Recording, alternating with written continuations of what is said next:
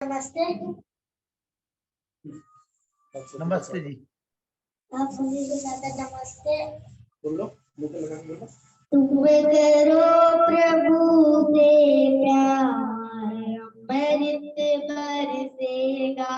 तुम्हें करो प्रभु से प्यार, अमृत बरसेगा। बरसेगा भाई बरसेगा।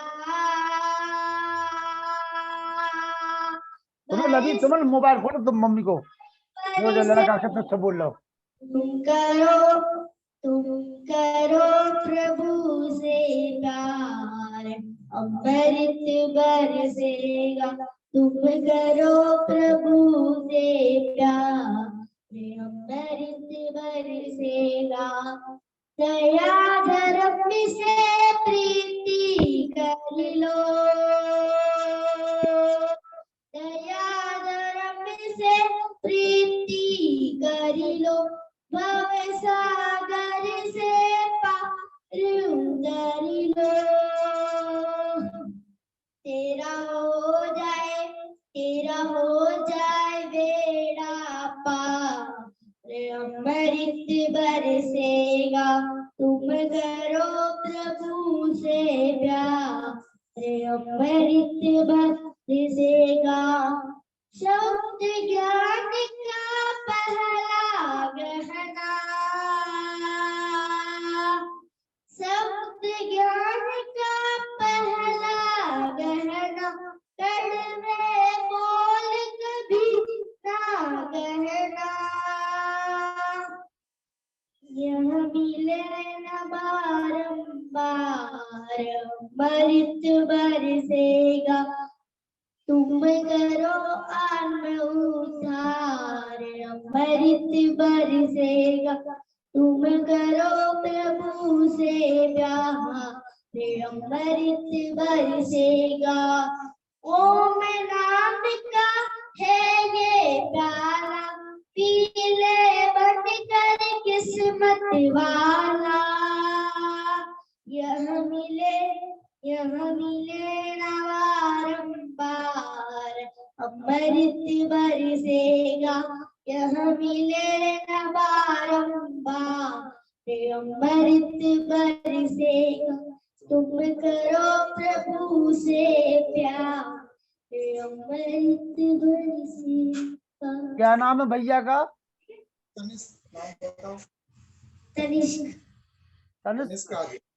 तनिष्क आर्य। अच्छा जी, तनिष्क जी को बहुत बहुत शुभाशीष। और इसी प्रकार से आगे भी आप सुनाते रहिए, बेटे को तैयार करिए। जी जी जी। पृथ्वी दिन एक भजन बुलवाइए बच्चे से, ठीक है ना? जी नमस्ते जी। नमस्ते जी। नमस्ते। कहाँ से हैं दिनेश जी? भिलवाड़ा रायला से।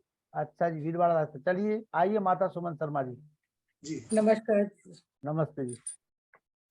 प्रभु मेरे जीवन को पावन बना दो, कोई दोष मुझ में रहने न पाए। प्रभु मेरे जीवन को पावन बना दो, कोई दोष मुझ में रहने न पाए।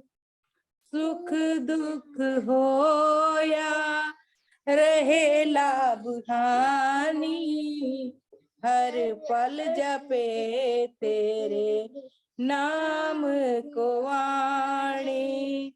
सुख दुख हो या रहे लाभ हानि, हर पल जपे तेरे नाम को वाणी। रहे याद तेरी सदा इस दिल में, कोई और इसमें बसने न पाए। प्रभु मेरे जीवन को परिधन की चोरी न अपहरण की इच्छा, रहूं चाहे निर्धन करूं चाहे भिक्षा। छल और कपट से धनी बनने का कोई नाग मुझको डसने न पाए।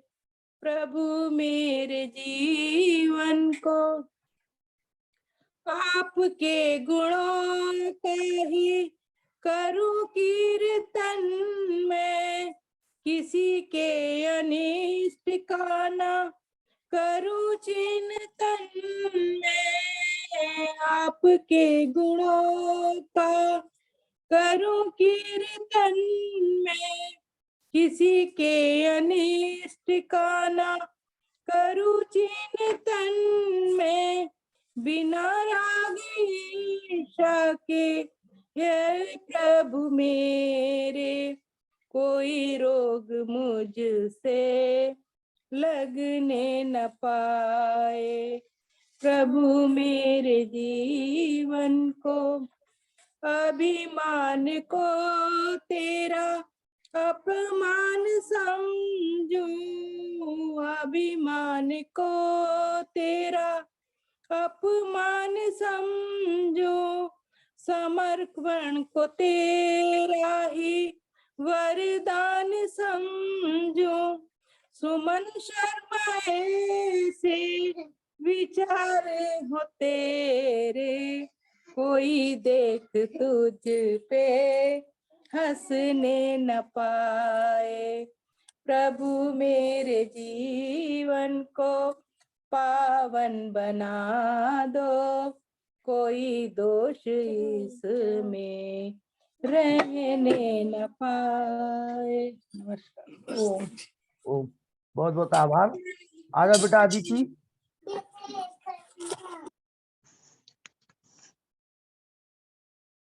आप सभी को सादर नमस्ते। आज स्वामी श्रद्धानंद जी के बलिदान दिवस पर आपके समक्ष कुछ शब्द। भारतीय हिंदू शुद्धि सभा के संस्थापक, स्त्री शिक्षा के जन्मदाता, गुरुकुल कांगड़ी विश्वविद्यालय के संस्थापक, जामा मस्जिद के मंच से वेद मंत्र गुंजाने वाले अछूतों द्वारा स्वामी श्रद्धानंद सरस्वती के बलिदान दिवस पर कौन था वह आर्य शिक्षा पद्धति पुनः स्थापित कर जिसने मैकाले की शिक्षा नीति का करारा जवाब दिया? कौन था वह जिसे डॉक्टर अंबेडकर ने दलितों का सबसे बड़ा मसीहा कहा? कौन था वह जिसे महात्मा गांधी अपना बड़ा भाई कहते थे? कौन था वह जिसने चांदनी चौक दिल्ली में संगीनों के सामने सीना खोलकर अंग्रेजी पुलिस को गोली चलाने के लिए ललकारा था? कौन था वह जिसे जामा मस्जिद के मंच और स्वर्ण मंदिर के अकाल तत्व से वेद मंत्र प्रवचन करने का गौरव प्राप्त हुआ? कौन था वह जिसने भारत को लोक अदालतों का विचार दिया? कौन था वह जिसने भारतीय स्वामित्र में पहला राष्ट्रीय स्तर का दैनिक अखबार प्रकाशित किया? कौन था वह जिसने मोहनदास गांधी को गुरुकुल कांगड़ी हरिद्वार के जलसे में सर्वप्रथम महात्मा कहकर संबोधित किया? वह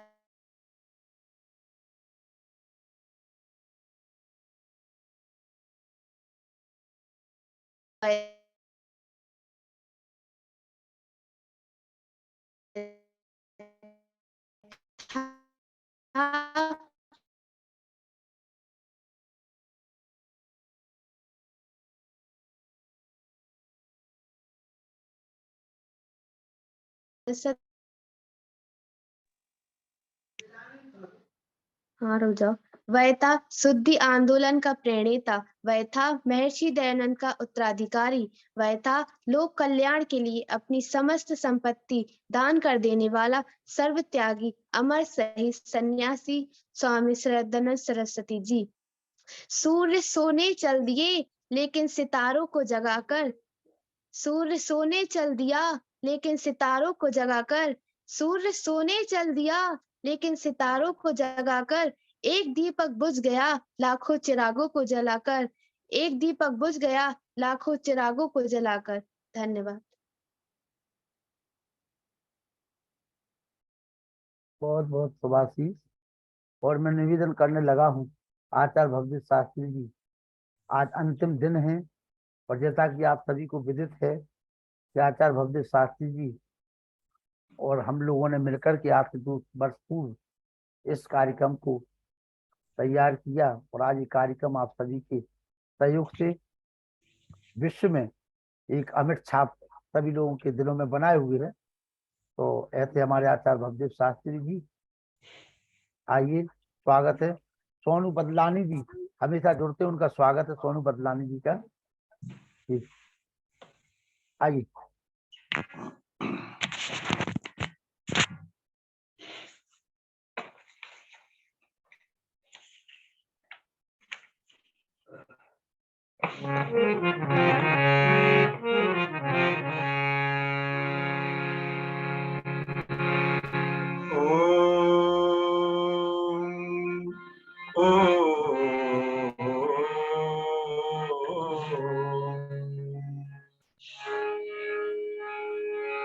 यो भूतं च भव्यं च सर्वं यस्याधितिष्ठति स्वर्यस्य च केवलं तस्मै ज्येष्ठाय ब्रह्मणे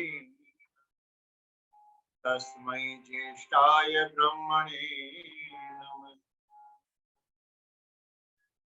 धन धरा के बीच में ही गड़ा रह जाएगा, पशु भी बंधे रह जाएंगे जब मौत का दिन आएगा।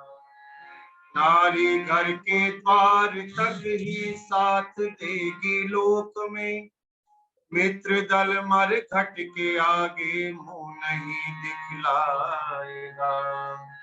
देह भी तेरी चिता में यूं ही जल भुन जाएगी, धर्म ही केवल तेरा सच्चा सखा बन जाएगा।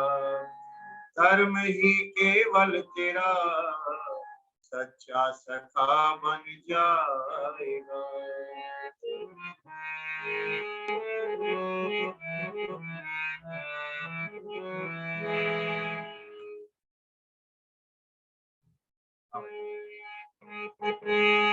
वो ही सच्चा मित है हमारा तुम्हारा, हमारा तुम्हारा।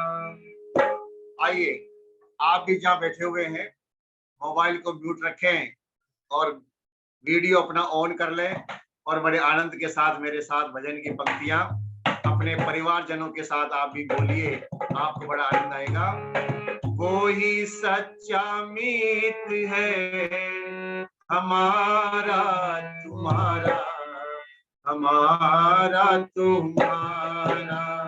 वो ही सच्चा मित है हमारा तुम्हारा, हमारा तुम्हारा।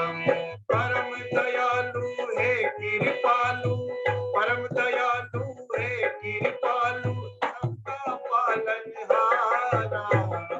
वही सच्चा मित है हमारा तुम्हारा, हमारा तुम्हारा।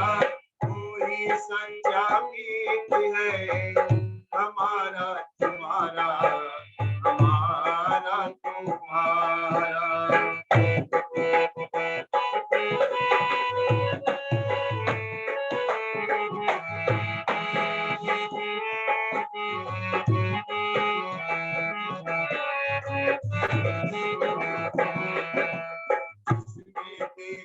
भेजा मानव तन अनुकूला, जिसने देखकर भेजा मानव तन अनुकूला। सुई और बिन धागे पे सिया अनोखा चोला, सुई और बिन धागे पे सिया अनोखा चोला। अंतकरण और देती इंद्रियां, अंतकरण और देती इंद्रियां, काम करे जो सारा। कोई सच्चा मित है हमारा तुम्हारा, हमारा तुम्हारा। कोई सच्चा मित है हमारा तुम्हारा, हमारा तुम्हारा। परम दयालु है कृपालु, परम दयालु है कृपालु, सबका पालनहारा।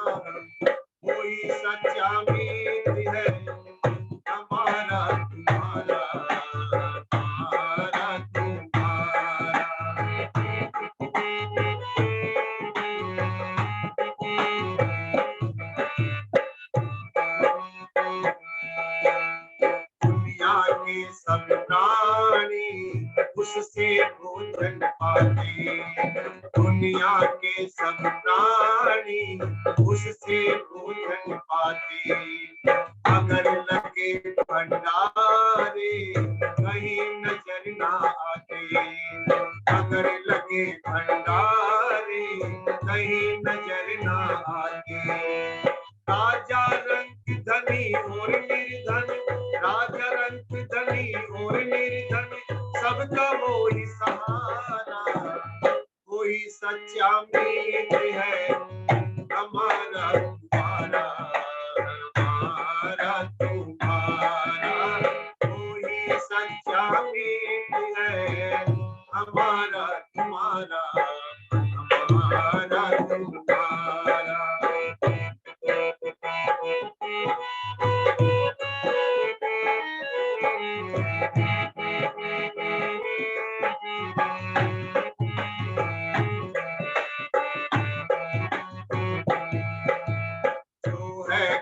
खटवासी सर्वनियंता स्वामी, जो है खंड खंडवासी सर्वनियंता स्वामी। अजर अमर अविनाशी पूर्ण ब्रह्म अकामी, अजर अमर अविनाशी पूर्ण ब्रह्म अकामी। मधुर शरण में जाकर उसकी, मधुर शरण में जाकर उसकी भव पार उतारा, कोई सच्चा मीत है हमारा तुम्हारा, हमारा तुम्हारा, कोई सच्चा मीत है हमारा तुम्हारा, हमारा तुम्हारा। परम दयालु है कृपालु, परम दयालु है कृपालु, सबका पालनहारा, कोई सच्चा मीत है हमारा तुम्हारा, हमारा तुम्हारा, हमारा तुम्हारा, हमारा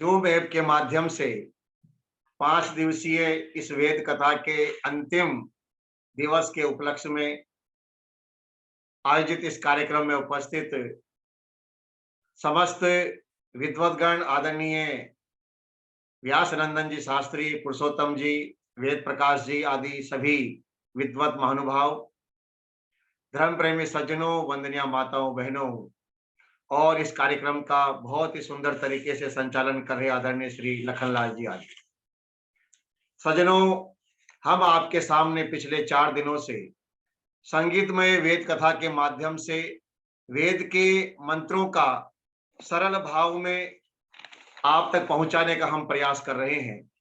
और हमारा उद्देश्य है कि वेद की गूढ़ बातों को भजनों के माध्यम से, कथा के माध्यम से सरल तरीके से आप समझ जाएं, ये हमारा उद्देश्य है। समाज में जब तक सच्चे ज्ञान का प्रचार प्रसार होता रहता है, समाज उन्नति करता है, समाज के लोग विकास करते हैं। और जब ज्ञान बंद हो जाता है, ज्ञान की परंपरा बंद हो जाती है, तो निश्चित रूप से फिर समाज में अनेकों प्रकार के अंधविश्वास पैदा हो जाते हैं। सज्जनों, एक व्यक्ति की मृत्यु हो गई, मृत्यु होने के बाद में 10, 12, 15 दिन बाद में जब उसका सारा क्रियाक्रम पूरा हो गया, तो गांव के जो पंच लोग थे, पंच पटेल जो थे, पंच, वो इकट्ठे हुए और इकट्ठे होकर के उस परिवार में गए। वो कहा कि भाई तुम्हारे पिताजी का देहांत हो गया है, हमें बड़ा दुख है और अब सारा कार्यक्रम पूरा संपन्न हो गया है। तुम्हारे पिताजी जब जीवित थे तो उन्होंने एक वसीयत लिखी थी और एक वसीयत लिख करके हमको दी थी। वो वसीयत हम आपको पढ़ करके सुना रहे हैं। उस वसीयत के आधार पर ही तुम्हारे पास जो प्रॉपर्टी है, जो जायदाद है, उसका बंटवारा होगा। तो उसका बेटा, बेटी और सब इकट्ठे हो गए, परिवार के लोग। बोले जी हमारे पिताजी ने आपको वसीयत लिख करके दी है, तो वो बताइए हमारे पिताजी ने क्या लिख करके दिया हमारे लिए, क्या क्या बंटवारा किया है। तो पंचों ने उस वसीयत को पढ़ना शुरू किया और पढ़ करके कहा कि तुम्हारे पिताजी ने जो संपत्ति उनके पास थी, उस संपत्ति में से उनके पास में जो 19 ऊंट हैं, उन 19 ऊंटों का बंटवारा उन्होंने भी किया। कहा साहब कैसे बंटवारा किया 19 ऊंट? कहा इन 19 ऊंटों में से उन्होंने लिखा है कि 19 ऊंटों में से जो आधे ऊंट हैं वो मेरे बेटे को दिए जाए, और इन 19 ऊंटों का जो चौथा हिस्सा है वो मेरी बेटी को दिया जाए, और इन 19 ऊंटों का जो 5वां हिस्सा है वो मेरे नौकर को, जिसने मेरी बड़ी अच्छी सेवा की है, उस नौकर को दिया जाए। तो परिवार वालों ने कहा फिर इस वसीयत के आधार पर बंटवारा कीजिए। बोले बंटवारा तो करें, लेकिन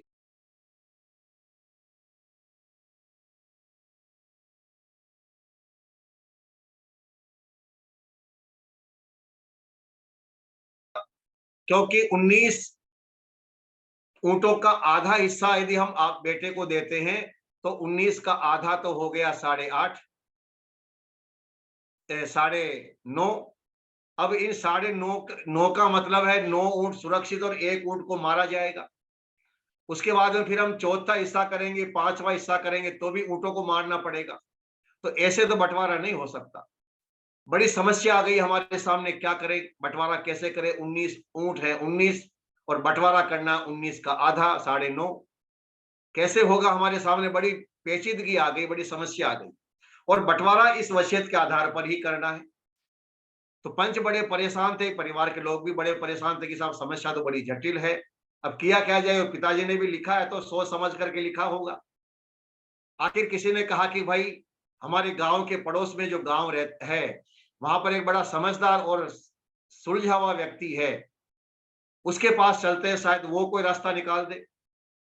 तो उस व्यक्ति के पास संदेश भेजा गया कि आपको तुरंत यहाँ पंचों ने बुलाया है, किसी बंटवारे के मामले को लेकर के कोई समस्या आ गई है।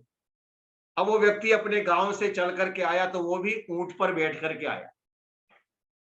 वो ऊंट पर बैठ करके आया और कहा कि भाई बताओ क्या समस्या है, आप लोगों ने मुझे क्यों बुलाया है? बोले भाई साहब ये वसीयत पढ़ो, और इस वसीयत को पढ़ करके हमारी तो बड़ी समस्या हो गई है। इस वसीयत में लिखा है कि 19 ऊंट है, इन 19 ऊंटों में से आधा ऊंट बेटे को देना है। अब आधे ऊंट यदि करते हैं तो 1 ऊंट को मारना पड़ेगा, फिर इसका चौथा हिस्सा कैसे होगा, 5वां हिस्सा कैसे होगा? वो समझदार व्यक्ति ने वो वसीयतनामा लिया अपने हाथ में, कहा कि इसमें कोई बड़ी बात नहीं, बड़ा सरल है, मैं अभी बंटवारा कर देता हूं, और बंटवारा बिल्कुल वसीयत के आधार पर ही होगा। उन्होंने कहा करिए साहब, हम तो यही चाहते हैं कि आप बंटवारा कर दें। सज्जनों, उस व्यक्ति ने कहा कि 19 ऊंट तो हैं आपके पास में और 1 ऊंट है मेरा, इस मेरे ऊंट को भी आप अपने ऊंट में मिला लीजिए। अब कितने ऊंट हो गए? कहा साहब अब 20 ऊंट हो गए। बोले अब ऐसा करो, इस 20 ऊंटों का बंटवारा करो इस वसीयत के आधार पर। 20 ऊंटों का आधा होता है 10। बोले 10 ऊंट तो दे दो लड़के को। लड़के को 10 ऊंट दे दिए गए। बोले 20 का चौथा हिस्सा होता है 5। बोले ये 5 ऊंट दे दीजिए आप लड़की को, और 20 का 5वां हिस्सा होता है 4। बोले ये 4 ऊंट दे दीजिए इस नौकर को। कितने हो गए साहब? कहा साहब 10 ऊंट दे दिए लड़के को, 5 ऊंट दे दिए लड़की को, और 4 ऊंट दे दिए नौकर को। साहब 19 ऊंट हो गए। अब कितने बचे? बोले साहब 1 ऊंट बचा, ये तो मेरा वाला है, मैं अपने लेकर के चला जाता हूँ। लोग बड़े प्रसन्न हुए, साहब आपने तो बड़ी जो उलझन थी उसको सुलझा दिया बड़े सरल तरीके से।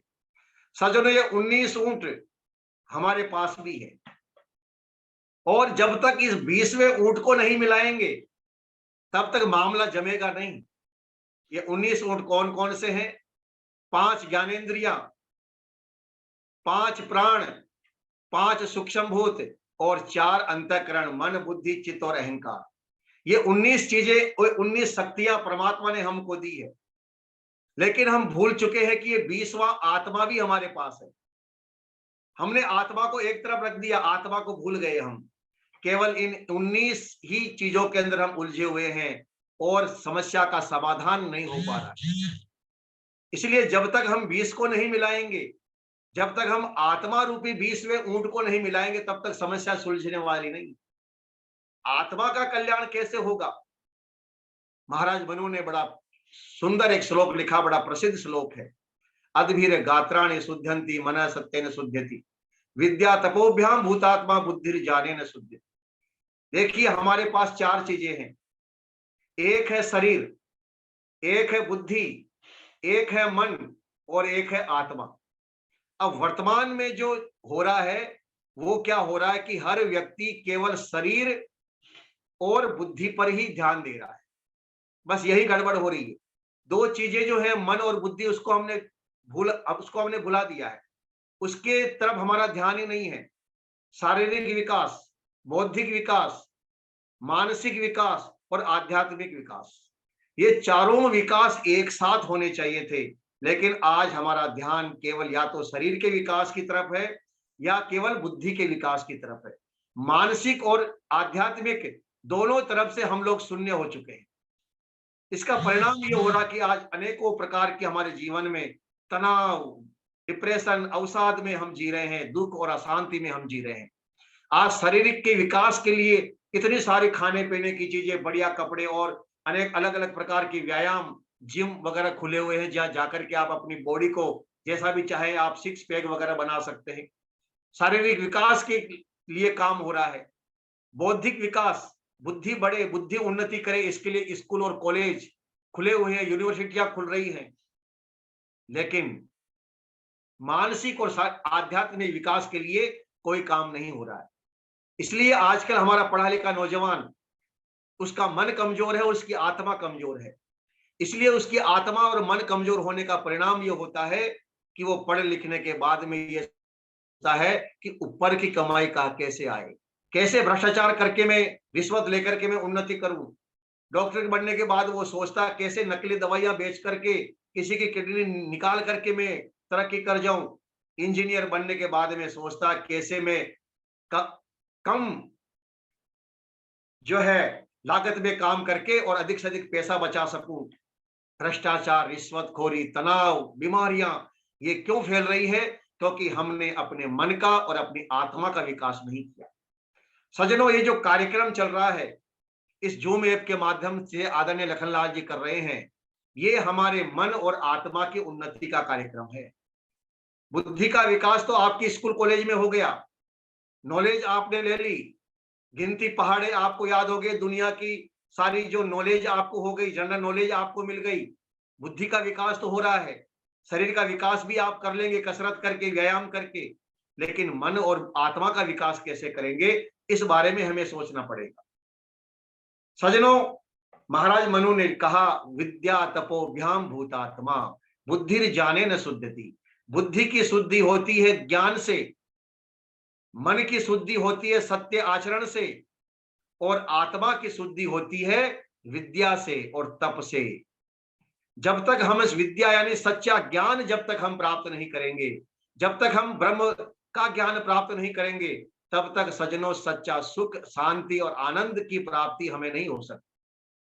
आज दुर्भाग्य हमारा यह है कि जो वेद का जो असली ज्ञान था, ध्यान दीजिएगा अब मैं जो बोलने वाला हूं, वेद का जो असली ज्ञान था हमारे पास में, हमने उसको भुला दिया और उस ज्ञान के नाम पर अनेकों प्रकार के अंधविश्वास, पाखंड, ढोंग, आडंबर हमारे समाज में स्थापित हो गए और हमने उनको ही ज्ञान समझ लिया, उनको ही हमने धर्म समझ लिया।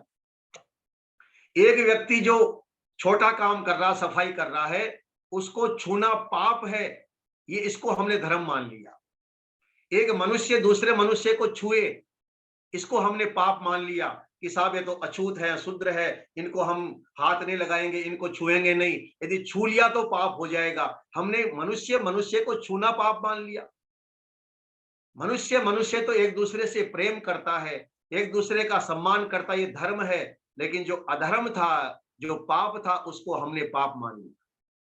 अनेकों प्रकार की कुरीतियां समाज में आ गई। सती प्रथा एक जमाने में आई, बाल विवाह हो रहे हैं, विधवाओं का विवाह का बंद हो गया, लड़कियों को पढ़ाना इस देश में बंद हो गया।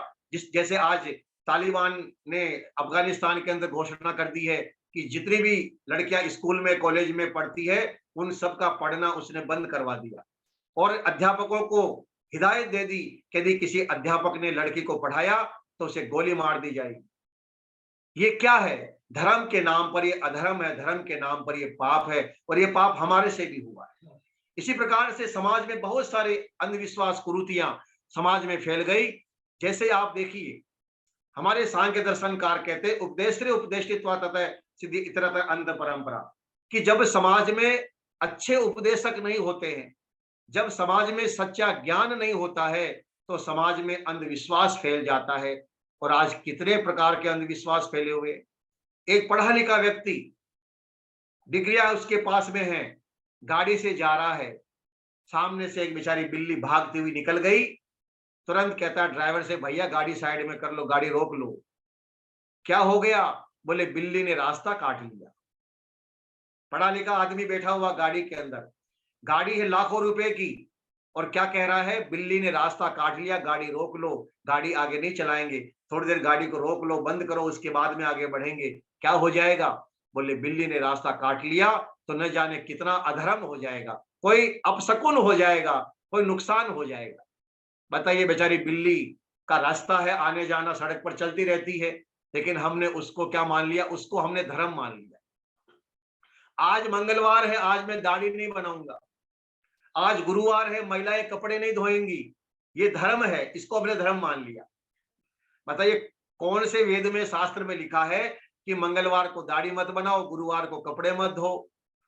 अरे रोज कपड़े धोइए, रोज स्नान करने वाला।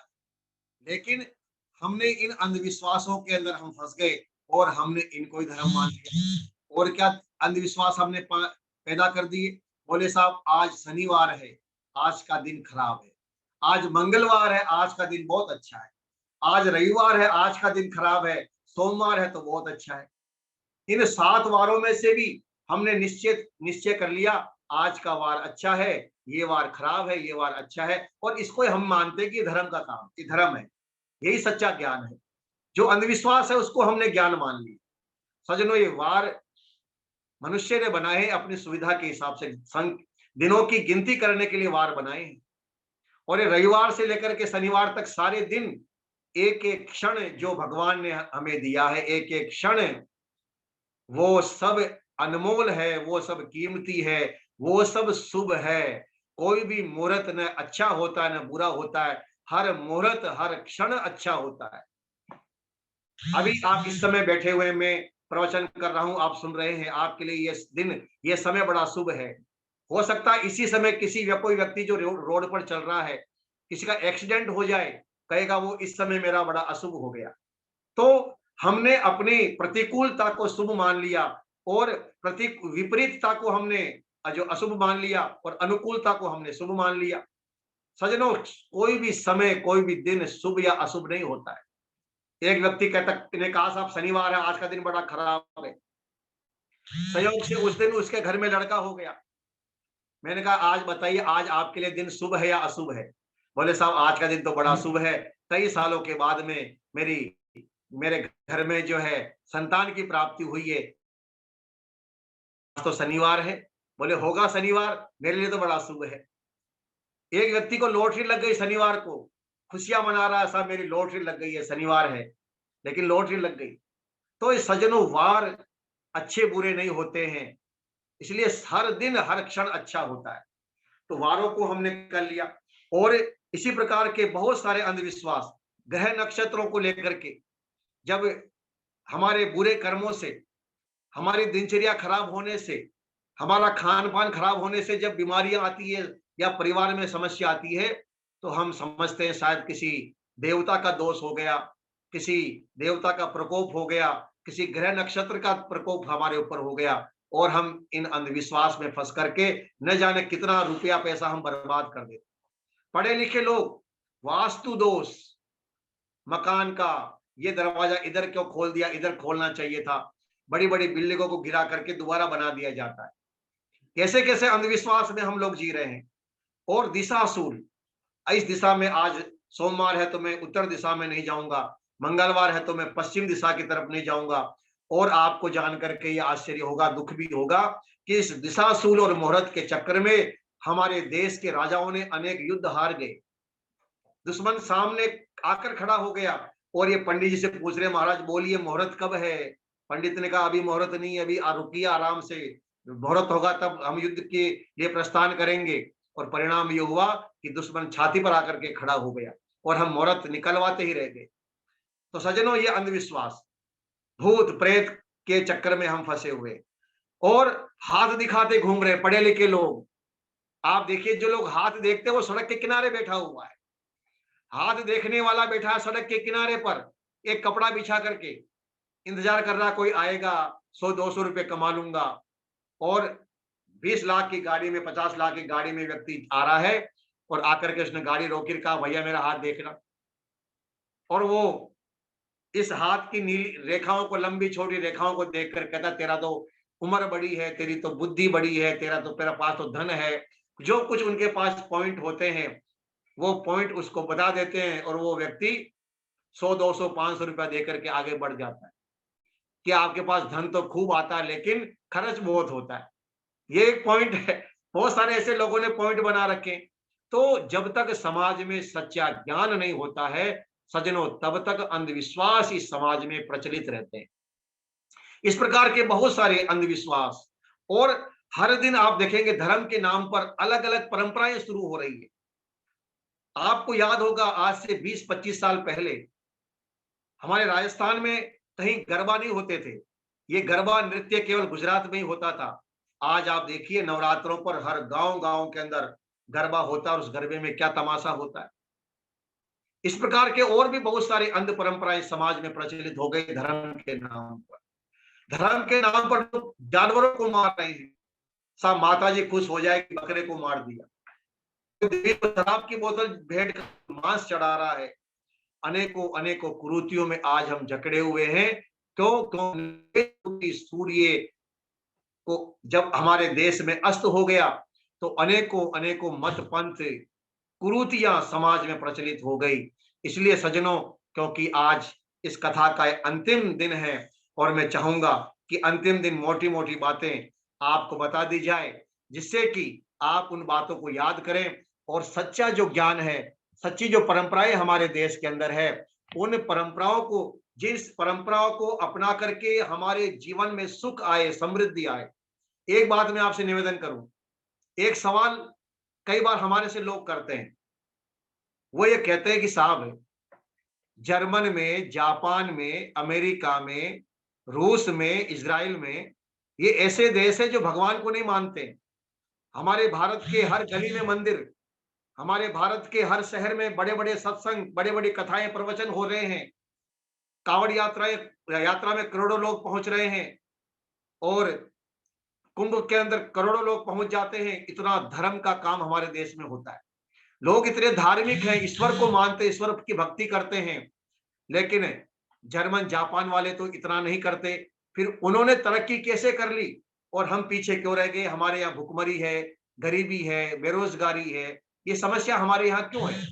हम तो भगवान को इतना मानते, हर व्यक्ति धार्मिक है।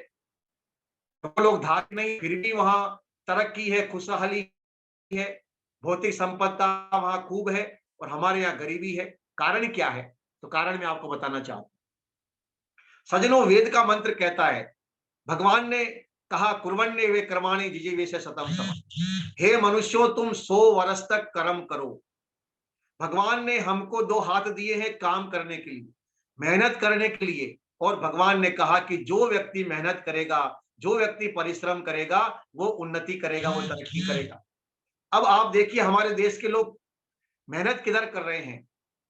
गांव के अंदर स्कूल की आवश्यकता है, गांव की स्कूल टूटी फूटी है, गांव की स्कूल की छतों में पानी टपकता है। गांव के लोगों का ध्यान स्कूल की तरफ नहीं गया और उन्होंने कहा साहब हमारे यहाँ एक मंदिर बनाना है। गांव में वैसे ही 10 मंदिर बने हुए हैं, उन मंदिरों में 10 मंदिरों में 20 व्यक्ति भी नहीं जाते हैं। लेकिन कहा साहब हमें एक नया मंदिर बनाना है, 50 लाख रुपए उन लोगों ने खर्च कर दिए मंदिर बनाने में।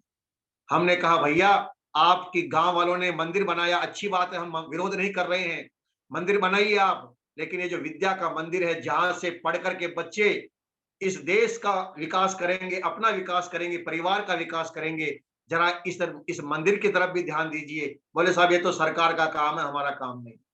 ये है अज्ञानता हमारी। जहां हमें पैसा खर्च करना चाहिए था स्वास्थ्य के ऊपर, शिक्षा के ऊपर, वहां हमारा पैसा खर्च नहीं हो रहा है। और हमारा पैसा कहाँ खर्च हो रहा है वो आप देखिए। करोड़ों अरबों रुपया हमारा कहाँ चढ़ रहा है। आज कितने स्कूल ऐसे हैं जहां आकर के सेठ लोग कहते हैं कि साहब हमारी तरफ से कमरा बना दीजिए, हमारी तरफ से आप इतना पैसा ले लीजिए।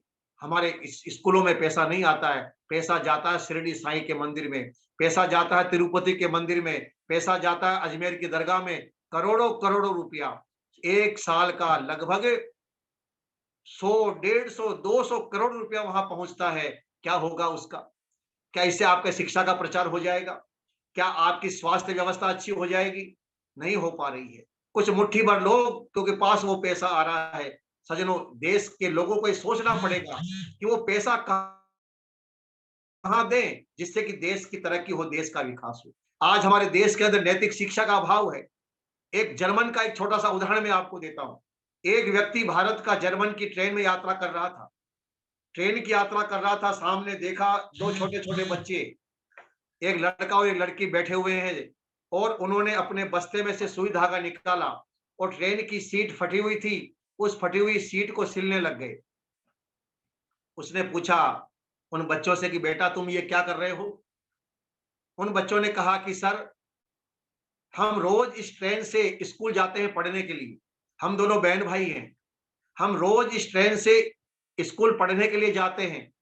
हमने कल देखा कि ये सीट फटी हुई है, हम अपने घर से सुई और धागा लेकर के आए हैं और हम अपनी ट्रेन की सीट को सिल रहे हैं, क्योंकि सरकार ने हमारे लिए सुविधा की हुई है कि हम इस ट्रेन में निःशुल्क यात्रा करते हैं, फ्री में यात्रा करते हैं। तो हमारा एक कर्तव्य है, फर्ज है कि हम ट्रेन की सुरक्षा करें। ये हमारी संपत्ति है। छोटे से बच्चों में देश प्रेम की भावना। और हमारे यहाँ क्या हो रहा है, जब भी आंदोलन होते हैं, चाहे वो कोई भी आंदोलन करे, कोई भी पार्टी आंदोलन करती है, तो सबसे पहले ट्रेन में आग लगाई जाती है, सबसे पहले बसों में आग लगाई जा रही है, सबसे पहले चक्का जाम किया जा रहा है। और क्या कर रहे हैं हम? चक्का जाम करके भारत माता की जय, वंदे मातरम बोल रहे हैं, भारत माता की जय बोल रहे हैं। क्या ये देश का विकास हो रहा है? क्या कोई व्यक्ति गुस्से में आकर के अपना घर जलाता है?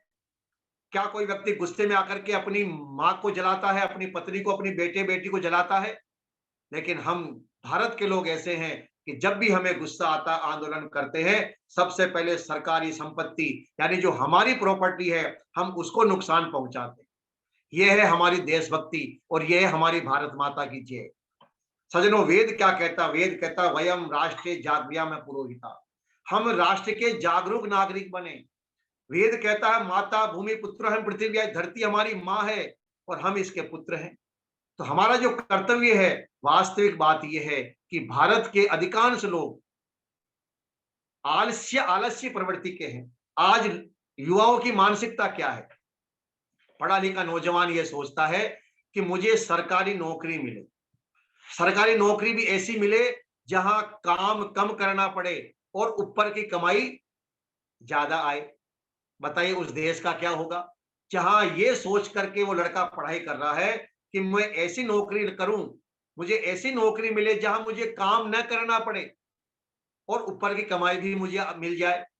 तो बताइए उस देश का क्या होने वाला है? तो सज्जनों, देश का विकास होता है देश के चरित्रवान नौजवान युवाओं से, देश का विकास होता है देश के चरित्रवान नागरिकों से, देशभक्त नागरिकों से, सच्चे नागरिकों से देश का विकास होता है। और जिस दिन हमारे देश के लोग ईमानदार बन जाएंगे, सच्चे बन जाएंगे, अनुशासित बन जाएंगे, उस दिन हमारा देश भी जर्मन, जापान और अमेरिका को लोन देना शुरू कर देगा। आज हमारा पास पैसों की कमी नहीं है। ये भारत सोने की चिड़िया पहले भी था और आज भी है। कमी है सिस्टम खराब है, उस सिस्टम को ठीक होने की। कमी है भ्रष्टाचार को कम करने की। आज देखिए हम कितने लोग हैं जो ईमानदारी से टैक्स देते हैं। हमारे यहाँ जो सीए है वो यही योजना देते हैं लोगों को कि साहब कैसे आप टैक्स बचा सकते हैं। वो प्लानिंग समझाते हैं, उनको टैक्स बचाने की प्लानिंग हो रही है, 2 नंबर के काम ज्यादा हो रहे हैं। तो बताइए हमारा देश कैसे विकास करेगा? इसलिए वेद की शिक्षाओं का प्रचार प्रसार होना बहुत जरूरी है। बौद्धिक विकास तो हो रहा है, व्यक्ति डॉक्टर बन रहा है, इंजीनियर बन रहा है, व्यक्ति लेक्चरर बन रहा है, व्यक्ति और भी डिग्रियां लेकर के सर्विस कर रहा है, वो प्रशासनिक अधिकारी बन रहा है, लेकिन मानसिक और आध्यात्मिक विकास न होने के कारण से वो दुराचार कर रहा है, पाप कर रहा है। केवल एक बात लोगों को समझ में आ जाए कि यदि हम बुरा कर्म करेंगे तो भगवान की न्याय व्यवस्था से हम बच नहीं सकते।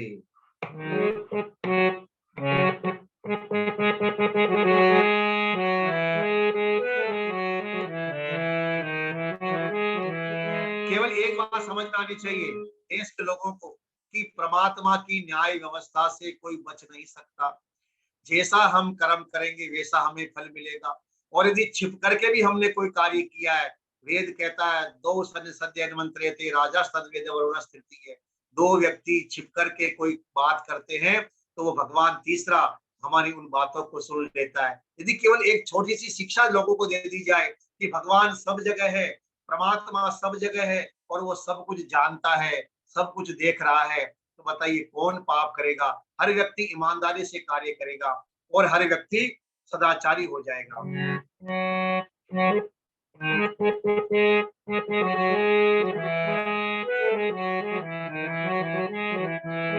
छुप नहीं सकते पाप तुम्हारे ओ मूर्ख इंसान, वो सब कुछ देख रहा भगवान। छुप नहीं सकते पाप तुम्हारे, छुप नहीं सकते पाप तुम्हारे ओ मूर्ख इंसान, वो सब कुछ देख रहा भगवान, वो सब कुछ देख रहा भगवान। अपने स्वार्थ कारण करता, अपने स्वार्थ कारण करता औरों का नुकसान, वो सब कुछ देख रहा भगवान, वो सब कुछ देख रहा भगवान। छुप नहीं सकते पाप तुम्हारे ओ मूर्ख इंसान, वो सब कुछ देख रहा इंसान। तेरी कपट भरे नकारी धोखेबाजी,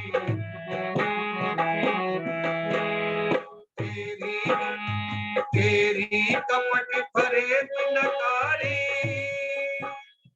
धोखेबाजी लीलानी, दिखलाने की रिश्तेदारी समझ रही है दुनिया सारी। फिर करते पाप सदा, फिर करते पाप सदा, नहीं आप तेरे हाथ, वो सब कुछ देख रहा भगवान, वो सब कुछ देख रहा भगवान।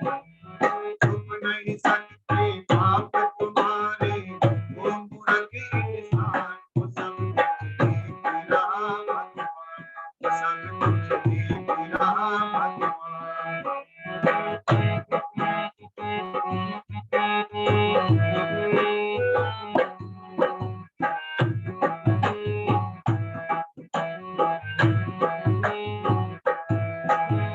जितने चाहे स्वांग बना ले, जितने चाहे अर्ज रचा ले, आलम बन व्याख्यान सुना ले, जोर शोर से अलग जगा ले।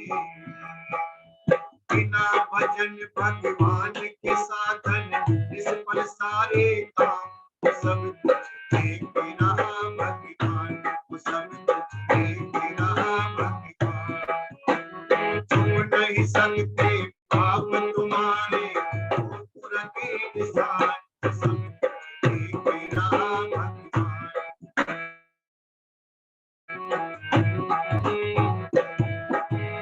उसे गुण भी गाते रहना, दिल से कपट गवाते रहना, दुनिया को समझाते रहना, खुद को पाप दबाते रहना। तू कड़वे कपटी, तू ही कहते कपटी मन का कैसे हो कल्याण। सब कुछ दे रहा भगवान, सब कुछ दे रहा भगवान। छुप नहीं सकते आप तुम्हारे, वो मूरख इंसान को सब कुछ दे रहा भगवान। अपने स्वार्थ कारण करता, अपने स्वार्थ कारण करता, औरों का नुकसान को सब कुछ देख रहा भगवान, को सब कुछ देख रहा भगवान। छुप नहीं सकते हम तुम्हारे, वो मूरख इंसान को सब कुछ देख रहा भगवान, को सब कुछ देख रहा भगवान, को सब कुछ देख रहा भगवान, सब कुछ देख रहा। वो सब कुछ देख रहा भगवान। समाज में सज्जनों नैतिक शिक्षा, आध्यात्मिक शिक्षा की बहुत आवश्यकता है। इसके बिना ये मनुष्य पशु से भी खतरनाक हो जाता है। एक पशु को भूख लगती है, शेर को भूख लगती है, वो जंगल में निकलता है और एक हिरण को मार करके खा जाता है। शेर केवल एक दिन में या 2 दिन में, 4 दिन में एक हिरण को ही मार करके खाता होगा, लेकिन इस इंसान को जब भूख लगती है तो ये 1-2 नहीं बल्कि लाखों लाखों लोगों का कत्लेआम कर देता है। देखिए इतिहास में कैसे कैसे लुटेरे आए और उन लुटेरों ने लाखों लाखों लोगों का कत्लेआम कर दिया। सिकंदर आया यूनान से और लाखों लोगों का कत्लेआम करते हुए भारत तक पहुंच गया। भारत के राजा ने हराया, तब जाकर के वापस लौटा। बाबर आया, तैमूरलंग आया, न जाने कितने आतंकवादी हमारे देश में आए और उन्होंने अपनी भूख को मिटाने के लिए, धन की भूख को मिटाने के लिए कितना अधर्म और अन्याय इस समाज के ऊपर किया। तो सज्जनों, ये मनुष्य को इसलिए अच्छा बनाना आवश्यक है। एक रावण पूरी लंका का विनाश कर देता है और एक राम पूरे भारत के गौरव को पूरी दुनिया में फैला देता है। मनुष्य के अंदर ही देवता है, मनुष्य के अंदर ही राक्षस है।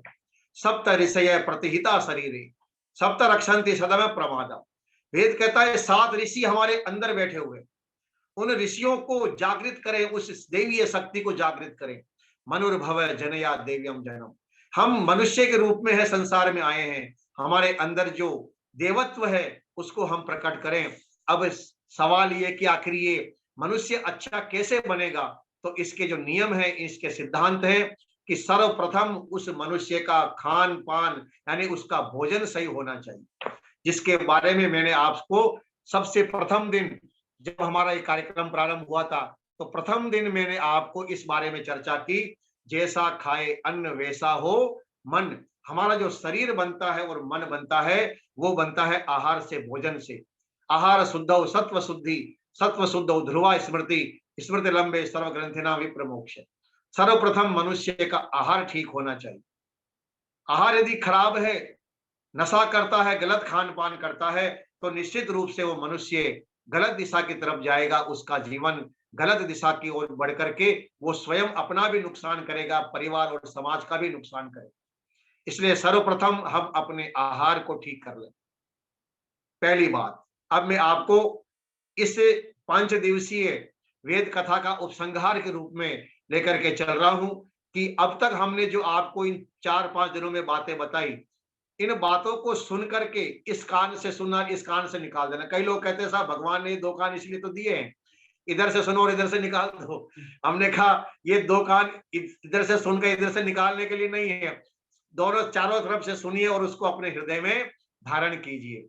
जब तक आप अपने जीवन में परिवर्तन नहीं लाएंगे तब तक चाहे आप कितना भी सुने, क्योंकि सुनने से कल्याण नहीं होगा। नयम आत्मा प्रवचन लभ्यो न मेधया न बहुना श्रुतेन। सुनने से और प्रवचन से कल्याण नहीं होगा। कल्याण तब होगा जब हम अपने जीवन का निर्माण प्रारंभ करेंगे, जीवन में परिवर्तन प्रारंभ करेंगे, तब सज्जनों हमारा कल्याण होगा।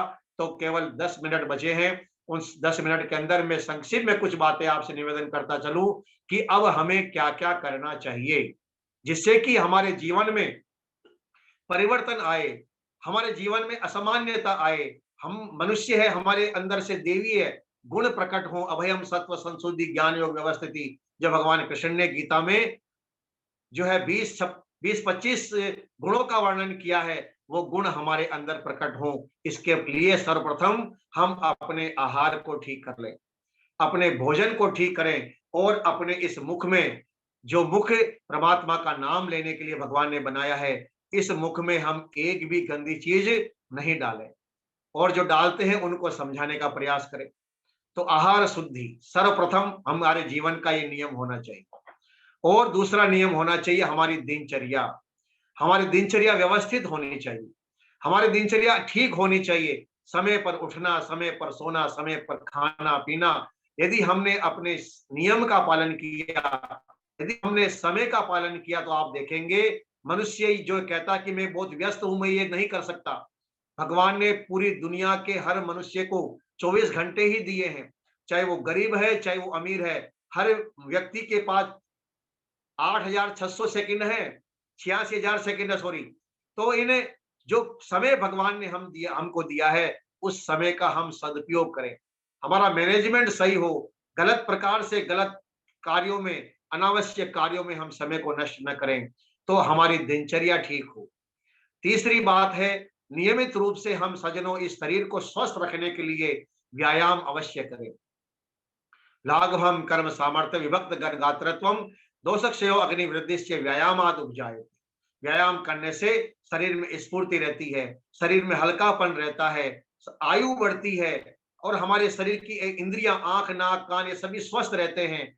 ये सब स्वस्थ रहेंगे तो आप अधिक काम कर पाएंगे, आपकी कार्य क्षमता बढ़ेगी, आपका तनाव दूर होगा, अनिद्रा की समस्या दूर होगी, और जब शरीर में रोग नहीं होंगे तो हम अपनी आर्थिक उन्नति भी कर पाएंगे, ज्ञान की वृद्धि भी कर पाएंगे। क्योंकि जब मनुष्य रोगी हो जाता है तो रोगी मनुष्य दुखी रहता, स्वयं दुखी रहता है, परिवार के लोग दुखी रहते हैं, उसका सारा समय दवाई में और अपने इलाज में ही चला जाता है।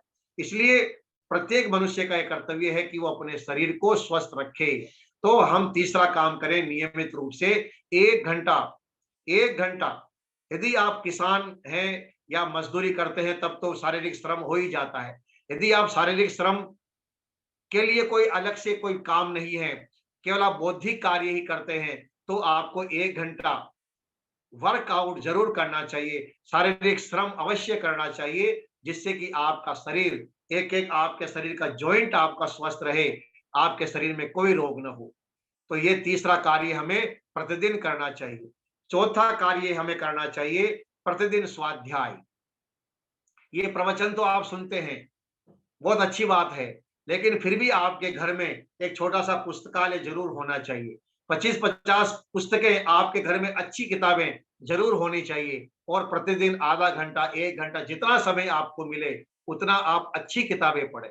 यदि आप श्रोताओं में से कोई विद्यार्थी है जो भी पढ़ाई कर रहा है, कॉलेज में पढ़ रहा है, तो उनको भी मैं कहूंगा कि आपकी पाठ्य पुस्तकों के अलावा भी आपको कम से कम आधा घंटा अच्छी किताबें, महापुरुषों का जीवन चरित्र पढ़िए, आप महर्षि दयानंद का जीवन चरित्र पढ़िए, भगत सिंह का, चंद्रशेखर आजाद का, अंबेडकर का, जो महापुरुष हुए हैं उनका जीवन चरित्र पढ़ेंगे तो आपको पता लगेगा कि इन्होंने अपने जीवन में संघर्ष करके कितनी उन्नति प्राप्त की।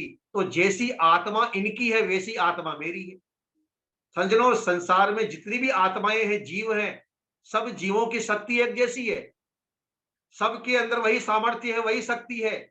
महर्षि दयानंद की भी वही आत्मा है जो हमारी है, भगत सिंह की भी वही आत्मा थी जो हमारी है। आत्मा में कोई अंतर नहीं है, सब, हर आत्मा एक जैसी है। बस कर्म, हमारे पुरुषार्थ का और कर्म संकल्प, ये हमको आगे लेकर के जाता है। तो स्वाध्याय अवश्य करें, अच्छी पुस्तकें पढ़ेंगे, हमें अच्छी प्रेरणा मिलेगी, अच्छी प्रेरणा मिलेगी तो हम अच्छा कार्य कर पाएंगे। अब आप श्रोताओं में से जो बड़ी उम्र के लोग हैं, 60 साल, 70 साल, 80 साल के, वो सोच रहे होंगे भाई हम तो कुछ नहीं कर सकते, क्योंकि हम तो अब 70 साल के हो गए, 75 के हो गए, 80 के हो गए, अब तो हमारे घुटनों में दर्द हो गया है, अब तो हमारे हार्ट में प्रॉब्लम हो गई है, अब तो हमारे ये हो गया, वो हो गया। वो बहाने बना लेते हैं। बहाने बनाने की आवश्यकता नहीं है। वेद का आदेश है 100 वर्ष तक काम करना है आपको। आप यदि बिस्तर पर बैठ गए, इसका मतलब है आप वेद की बात नहीं मान रहे हैं, इसका मतलब है आप अपने पिता परमात्मा की बात नहीं मान रहे हैं, 100 वर्ष तक मनुष्य को काम करना चाहिए। आश्रम व्यवस्था हमारे लिए इसीलिए बनाई गई। आश्रम का अर्थ है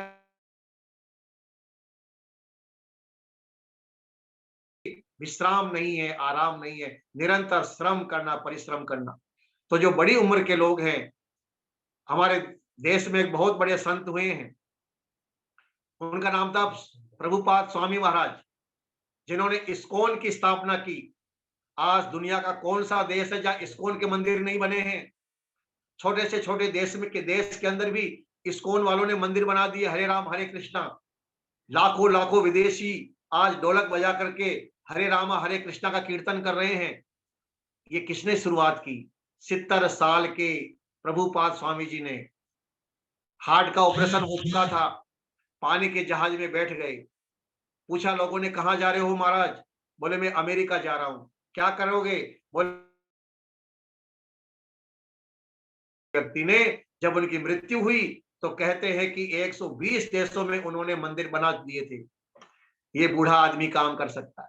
अपने आप को बूढ़ा क्यों मानते हो? बूढ़ा तो वो होता है जो आलसी होता है, निकम्मा होता है, निराश होता है, वो होता है बूढ़ा। तो अरे स्वामी ओमानंद जी महाराज गुरुकुल झज्जर की जिन्होंने उन्नति की है, वो 95 साल की उम्र तक भी हमने उनको विश्राम करते नहीं देखा। पूरे 10-10, 12-12 घंटे वो मेहनत करते थे, सुबह 4 बजे से लेकर के और रात्रि के 10 बजे तक। व्यायाम भी करना, स्नान भी करना, सारी दिनचर्या, और उसके बाद दिन भर कार्य करते थे। तो व्यक्ति यदि संकल्पवान हो जाता है सज्जन,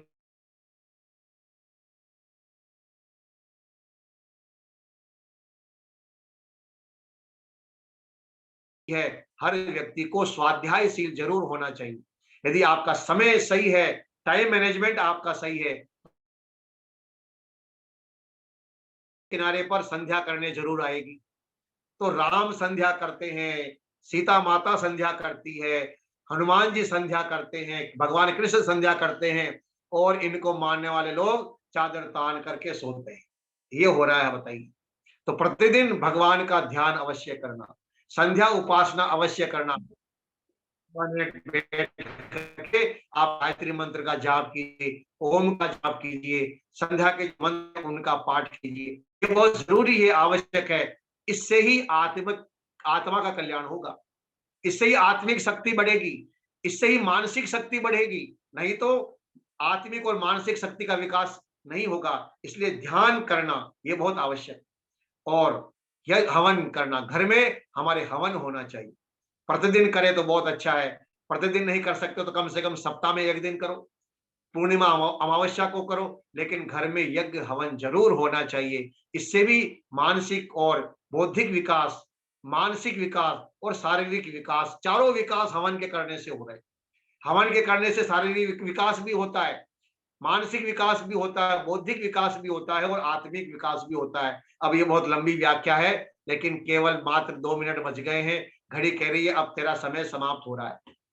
सज्जनों, और हमें क्या करना चाहिए? और हमें समाज की जो कुरीतियां हैं, जातिवाद और नशा, समय समय पर हम जिस प्लेटफॉर्म पर हैं, जहां हम कार्य करते हैं, वहां कार्य करते हुए इन सामाजिक बुराइयों के खिलाफ भी हमें जन चेतना जागृत करनी चाहिए। और अब तो क्योंकि मोबाइल आपके पास आ गया, फेसबुक के माध्यम से, यूट्यूब के माध्यम से, व्हाट्सएप के माध्यम से, इंस्टाग्राम या और भी कोई अन्य प्लेटफॉर्म है मोबाइल के ऊपर, तो आप वहां से नशा जो समाज में बढ़ रहा है, इसके खिलाफ आप जरूर लिखते रहें, बोलते रहें। और समाज में जो अंधविश्वास है, जातिवाद है, छुआछूत है, इनके खिलाफ हम बोलते रहें। समाज में जो भ्रष्टाचार फैला हुआ है, इनके खिलाफ हम बोलते रहें। और समाज में नैतिकता का कैसे उत्थान हो, समाज हमारा नैतिक कैसे बने, उत्तम कैसे बने, सदाचारी कैसे बने, इसके लिए आप और हम सबको मिलकर के पुरुषार्थ करना पड़ेगा। क्योंकि वेदो अखिलो धर्म मूलम, धर्म जो है उसका ज्ञान वेद के द्वारा होता है। और सज्जनों, धर्म क्या है? आचार्य परमो धर्म है, सदाचार ही परम धर्म है। इसलिए आप और हम सब धार्मिक बने। तो धार्मिक व्यक्ति की पहचान होती है कि वो व्यक्ति सदाचारी होता है। धार्मिक व्यक्ति की ये पहचान नहीं होती है कि वो तिलक लगाता है तो धार्मिक है, दाढ़ी रखता है तो धार्मिक हो गया, या बड़े बड़े बाल है तो धार्मिक है। ये धार्मिक व्यक्ति की पहचान नहीं है। न लिंगम धर्म कारणम, ये तो बाहर के का दिखावा है। तिलक लगाना, कपड़े लाल पीले नीले सफेद कपड़े पहनना, ये तो केवल हमारा एक चिन्ह है कि भाई हम तिलक लगाते हैं या हम चोटी रखते हैं तो हम आर्य धर्म को मानते हैं या हिंदू धर्म को मानते हैं। कोई दाढ़ी रखता है तो मुस्लिम धर्म को मानता है, कोई दाढ़ी और बाल रखता है तो वो सिख पंथ का अनुयायी है। ये तो बाहर के चिन्ह हैं, लेकिन धार्मिक व्यक्ति वो होता है जो सदाचारी होता है, सदाचार का पालन करता है। तो ये जो सारा कार्यक्रम हो रहा है ना, ये कार्यक्रम सदाचारी जीवन बने इसके लिए हो रहा है। ये सारी बातों का सार ये है कि हमारे जीवन में सदाचार आए, हमारा जीवन उत्तम बने, इसके लिए कार्यक्रम हो रहा है। अब क्योंकि 9 बज चुके हैं, आइए एक अंतिम भजन सुनाता हुआ मैं अपने इस 5 दिवसीय 9:15 बजे तक चलेगा आज आपका कार्यक्रम, समापन है आज। हाँ जी, 9:15 बजे तक चलेगा आज आपका। अच्छा 9:15 बजे तक चलेगा। चलिए एक भजन सुनाते फिर थोड़ी देर और चर्चा कर लेंगे।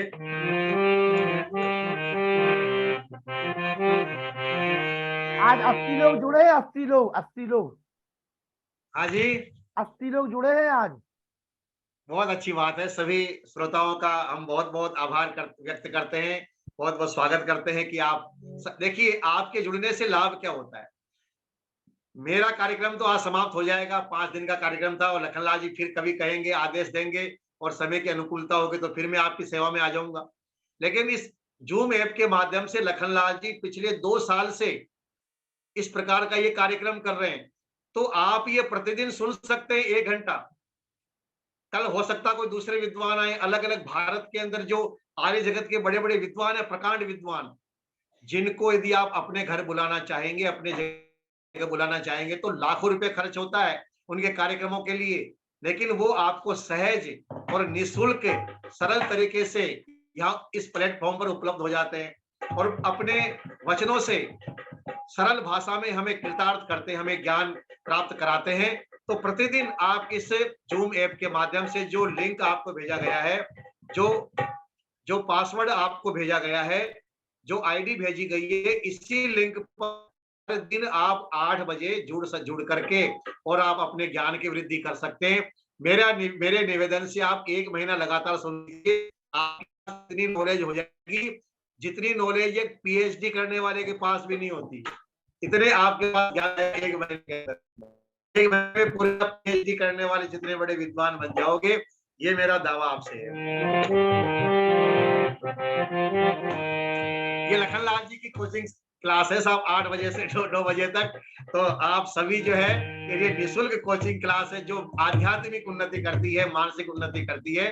तो मेरा सभी श्रोताओं से निवेदन है कि 1 घंटा आप इसके लिए निकालिए और आपके जीवन, और एक नोटबुक लेकर के बैठिए, एक डायरी बनाइए, जो अच्छी बातें लगे, क्योंकि होता क्या है कि मैंने बोला 1 घंटा, मैंने बोला कुछ बातें याद रह गई, बाकी सब भूल जाते हैं। अच्छी बातें लगे उसको आप नोट करते रहेंगे, तो जो आप लिखते रहेंगे तो आपके पास एक खजाना हो जाएगा, ज्ञान का खजाना आपके पास हो जाएगा। इसलिए नोटबुक जरूर लेकर के आप बैठिए। मेरे लगे प्रभु संग में दुनिया क्या जाने, मेरे लगे प्रभु संग में दुनिया क्या जाने, क्या जाने भाई क्या जाने, क्या जाने कोई क्या जाने, मुझे मिल गया मन का दुनिया क्या जाने, मुझे मिल गया मन का दुनिया क्या जाने, मेरी लगे प्रभु संग में दुनिया क्या जाने।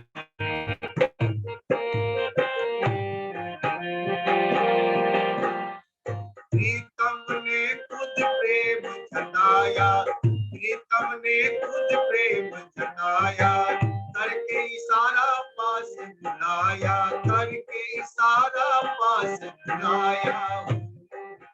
प्रेम की उल्टी दुनिया क्या जाने, प्रेम की उल्टी दुनिया क्या जाने, मुझे लगे प्रभु संग में दुनिया क्या जाने, क्या जाने कोई क्या जाने, क्या जाने कोई क्या जाने, मुझे मिल गया मन का दुनिया क्या जाने।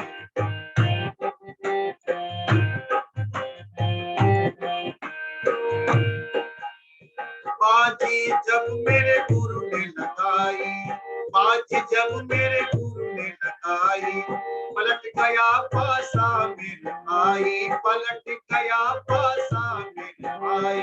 ओ मेरी हार हो गई थी, दुनिया क्या जाने मेरी हार हो गई थी, दुनिया क्या जाने मेरी लगी प्रभु संग थी, दुनिया क्या जाने कोई क्या जाने, क्या जाने कोई क्या जाने, मुझे मिल गया मन जाने, दुनिया क्या जाने।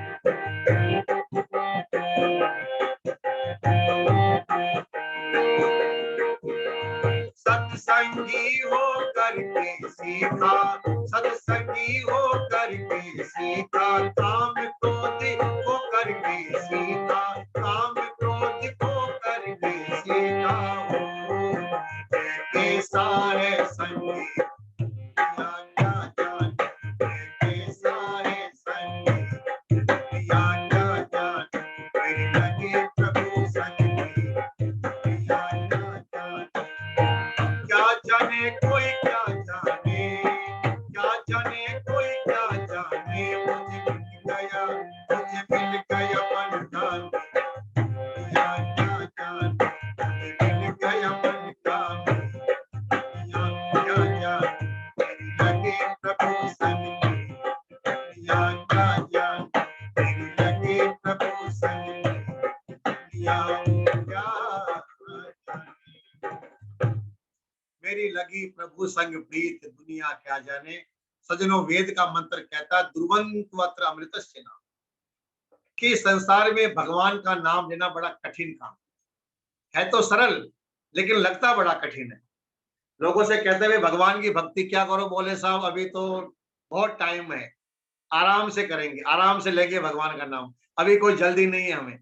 जब बूढ़े हो जाएंगे तब फिर क्या करेंगे, बैठे बैठे यही काम करेंगे, फिर माला ही फेरेंगे, फिर भगवान का नाम ही लेंगे, सब काम बुढ़ापे में करेंगे। लेकिन होता क्या है बुढ़ापे में, आंख पर चढ़ेगा जाला, नाक से बहेगा नाला, लाठी से पड़ेगा पाला जरा जिंदगानी में, और खड़े खड़े वस्त्रों में करोगे मलमूत्र त्याग, पड़े पड़े थूकते रहोगे पीकदानी में। अरे भक्ति ही करोगे क्या जब शक्ति ही रहेगी नहीं, प्यारे प्यारे तेरे इस मधुभरी वाणी में। इसलिए योग कर विषयों से वियोग कर ले प्रभु का भजन पगले जवानी में। तो जब तक शरीर में शक्ति है, सामर्थ्य है, तब तक कुछ अच्छा काम कर जाइए, नहीं तो बुढ़ापे में फिर कुछ होने वाला नहीं है। क्योंकि बुढ़ापा जब आता है तो व्यक्ति पराधीन हो जाता है, और पराधीन व्यक्ति संसार में अपने लिए अधिक कुछ नहीं कर पाता, और बुढ़ापे में भी वही भक्ति करेगा जिसका जवानी में अभ्यास है। नहीं तो बूढ़ों को हम कहते हैं भैया भगवान बूढ़े हो गए, अब तो भगवान का नाम लिया करो, तो कहते साहब टाइम नहीं है। और हम देखते हैं दिन में बैठ करके ताश खेल रहे हैं, कि ताश क्यों खेल रहे हो, सब टाइम पास कर रहे हैं, क्योंकि अभ्यास नहीं है। अभ्यास नहीं होने से ये सारी समस्या आ जाती है। इसलिए हम अपने जीवन को अच्छा बनाएं। कल मैंने आपके सामने निवेदन किया था कि स्वर्ग की 4 निशानियां हैं। जो व्यक्ति स्वर्ग में रहता है, जिसके घर में स्वर्ग है, उसके घर में स्वर्ग है, इसकी निशानी 4 है। वो मैंने कल आपको बताई थी। तो कई बार मन में शंका होती है, कई लोगों ने कहा साहब होती है कुछ, हम नरक में रहते, इसकी पहचान बता दीजिए। तो मालूम पड़े कि हम जहाँ रहते हैं वो घर स्वर्ग है या नरक है। तो चलिए 2 मिनट के अंदर मैं आपको नरक की निशानी भी बताता चलूं, ज्यादा व्याख्या नहीं करूंगा, केवल निशानी बताऊंगा। नरक में रहने वालों की पहचान क्या है। चाणक्य ने कहा, अत्यंत कोप कटुका चवाणी, दरिद्रता च स्वजने सुवेरम, नीचे प्रसंगो कुलहीन सेवा, चिन्नानि देहे नरक स्थितानाम। जो लोग नरक में रहते हैं उनके, स्वर्ग में रहने वालों की तो चाणक्य ने 4 निशानियां बताई, लेकिन नरक में रहने वालों की 6 निशानियां बता दी। कहा कौन कौन सी, अत्यंत कोप है, जिस घर में हमेशा लोग गुस्से में रहते हो, क्रोध स्वभाव जिनका, जिस परिवार के लोगों का हो, पत्नी का, पति का, भाई का, आपस में गुस्से में लोग आपस में रहते हो, लड़ाई झगड़ा करते हो, वो घर क्या होता है, वो घर नरक होता है।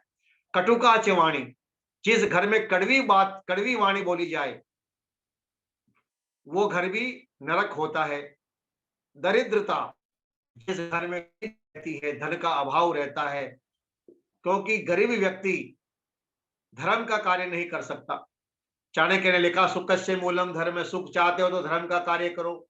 और फिर कहा धर्म कैसे होगा, धर्म से मूलम अर्थ है, जब अर्थ होगा तभी धर्म होगा, तो बिना अर्थ के व्यक्ति धर्म नहीं कर सकता। तो दरिद्रता एक बहुत बड़ी बुराई है, एक कमजोरी है, उस कमजोरी को दूर करने का प्रयास करना चाहिए।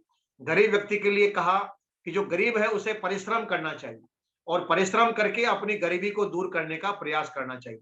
और जो व्यक्ति गरीब होकर के मेहनत नहीं करता और धनवान होकर के दान नहीं देता, दो बातें बताई कि गरीब होकर के जो परिश्रम नहीं करता है और धनवान होकर के जो दान नहीं करता है, क्या करना चाहिए ऐसे लोगों के साथ में? कहा ऐसे लोगों के शरीर पर पत्थर बांध करके उनको समुद्र में डुबो देना चाहिए, वो लोग किसी काम के नहीं। तो कहा दरिद्रता, हमारे जीवन में गरीबी नहीं होनी चाहिए। और कहा स्वजने सुवेरम, अपने जो परिवार के लोग हैं, अपने भाई हैं, अपने रिश्तेदार हैं, स्वजन हैं, उनसे दुश्मनी नहीं होनी चाहिए। और जिस घर में अपने ही लोगों से दुश्मनी होती है, कहते हैं वो घर भी नरक होता है। नीचे प्रसंग, ये बहुत महत्वपूर्ण है, नीच लोगों का संग नहीं होना चाहिए।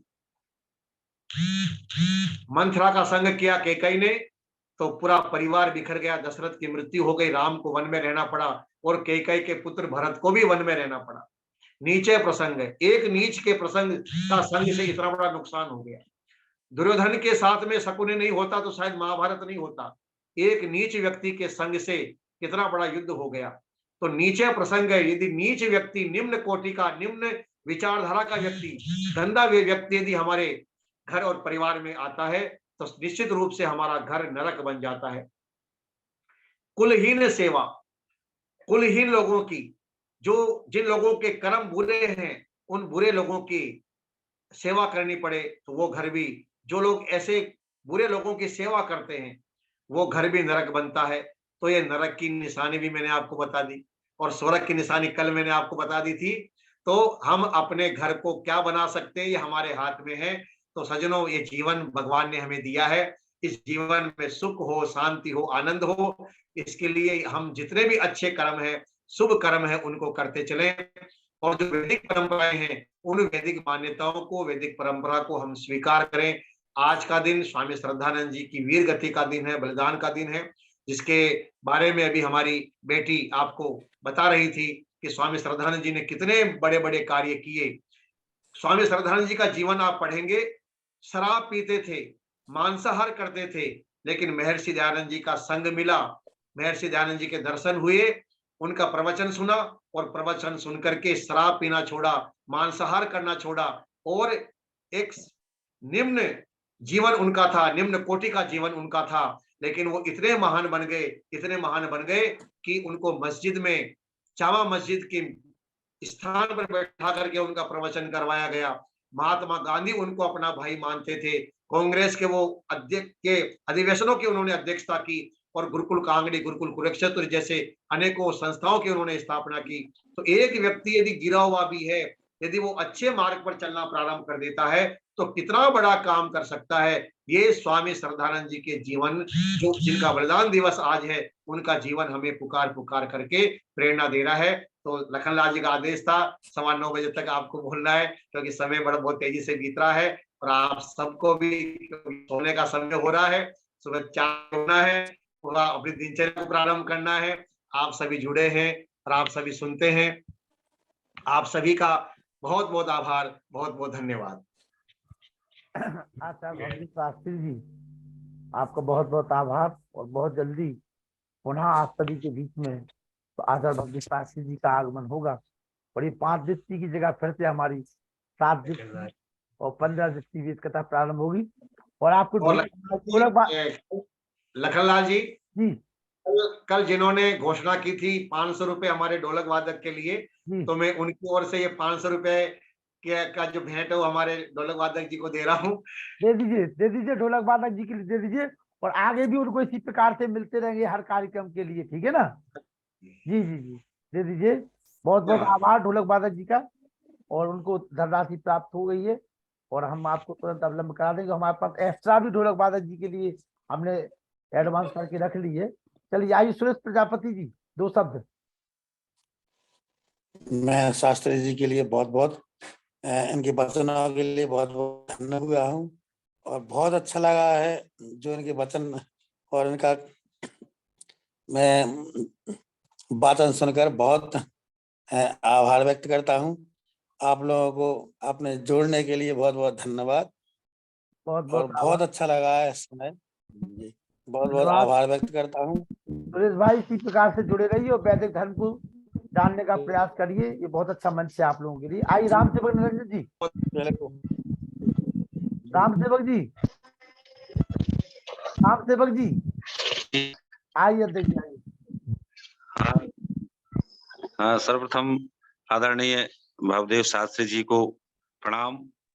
बहुत बेहतरीन प्रस्तुति दी है आपने आज भी, और भविष्य में निश्चित जो है और इनका कार्यक्रम लगा रहेगा। और इनकी क्या है कि संप्रेषण जो पावर है, हमें लगता है कि एक विशेष जादू टाइप का है। लोग जो है सुनते हैं, मतलब लोग कहे प्रवचन जब होते हैं तो लोग प्रवचन सुनते हैं, ज्ञान बढ़ाने के लिए सुनते हैं। हमें लगता है इनकी प्रवचन लोग सुनते हैं और साथ में ज्ञान तो अर्जन करते ही हैं, और साथ में आत्मसात भी करते जाते हैं लोग। तो बहुत अच्छा लगता है, और निश्चित इनको हम लखन लाल जी इनको और भविष्य में भी लाते रहेंगे इनको। आदरणीय वो तो हमारे कार्यक्रम के सूत्रधार हैं भाई, उनका तो पूरी आपकी जो टीम है, पूरा जो आपका संरक्षक मंडल है, आदरणीय दुबे जी, पुरुषोत्तम दुबे जी, आदरणीय जी, और जो डॉक्टर व्यास नंदन शास्त्री जी हैं भैया, उनका तो और गजब का काम है भाई। जो कुछ रह जाता है तो उसको पूरा समेट के फिर उस जो है लोगों के दिमाग में वो डाल देते हैं। तो चलो, बहुत अच्छे विद्वानों को सुनने का मौका मिल रहा है, और बहुत बहुत आपको भी धन्यवाद। नीरज द्विवेदी जी,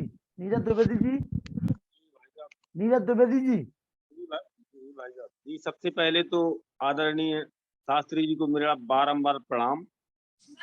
और अभी बड़े भैया निरंजन जी जो कह रहे थे उसमें एक बात और जोड़ दें कि इनकी जो संप्रेषण क्षमता की जो आप बात कर रहे थे, विद्वान होने की पहली शर्त होती है उसकी सरलता। ये शकल से भी इतने सरल दिखते हैं कि हम लोगों ने का वीडियो लगातार वाणी से तो लाभान्वित होते ही हैं। इतने जो है विद्वतापूर्ण बात के साथ साथ इस स्वभाव से भी बिल्कुल सरल लगते हैं, क्योंकि मिले तो कभी नहीं है, अब इनसे मिलने की जिज्ञासा बढ़ने लगी है। और नीरज भाई आएंगे, 7 दिन की राम कथा होगी इनकी जयपुर में, आगे इनका सानिध्य और मिलता रहे। आज जो है आप लोग तय कर लीजिए, आगे भी इस तरह से इनका सानिध्य मिलता रहे। ज्ञान वो भूख और बढ़ गई आज के इनके उद्बोधन से। इन्होंने जो 19 ऊंटों की जो बंटवारे वाली बात बताई थी उससे शुरुआत की थी। विषय को बड़े सरल तरीके से और बिना अध्ययन के संभव नहीं है, हम लोग लाभान्वित हो रहे हैं। तो आगे इनसे समय ले लिया जाए और आगे भी इस तरह का कार्यक्रम हमारे आदरणीय आर्य जी करवाते रहें, इस अपेक्षा के साथ मेरा पुनः इनको प्रणाम।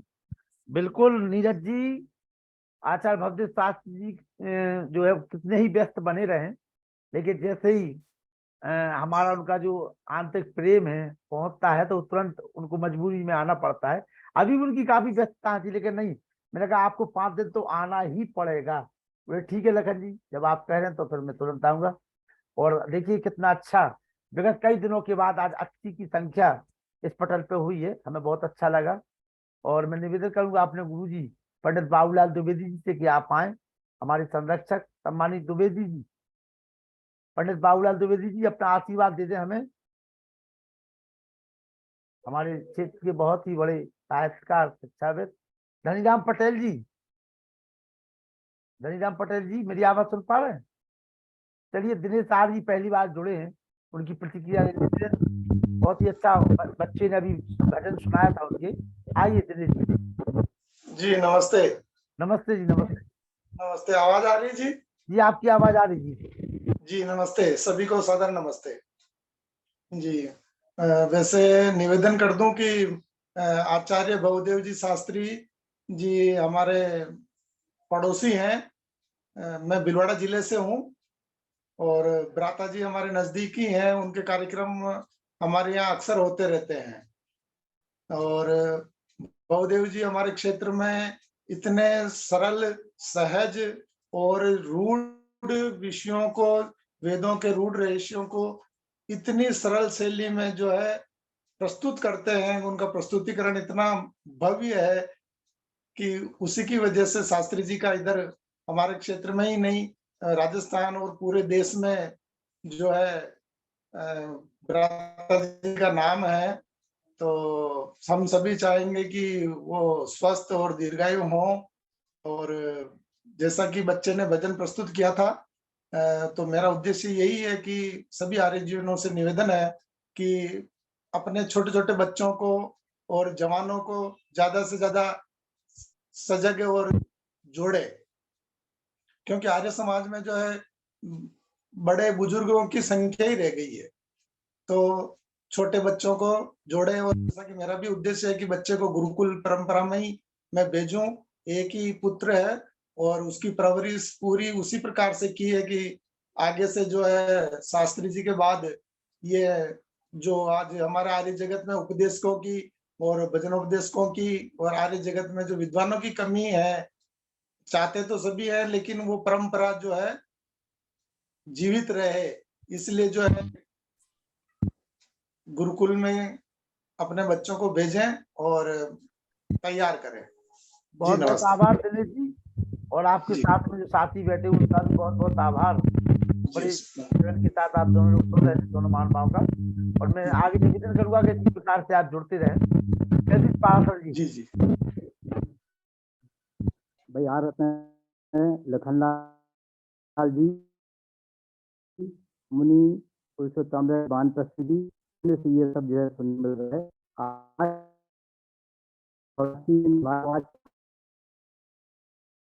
आज बहुत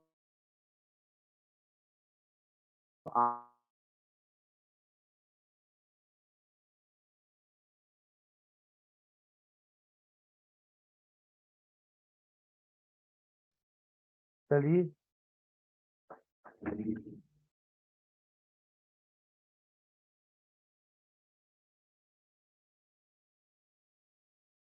तीन है इनका जो है आज जन जो है गुरियों से मतलब गुरी चलाई जो इनके कारण उनका स्वागत हुआ, उनको जो है सादर श्रद्धांजलि अर्पित करता हूं।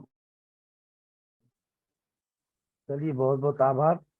अश्विनी कन्नौज जी अश्विनी जी।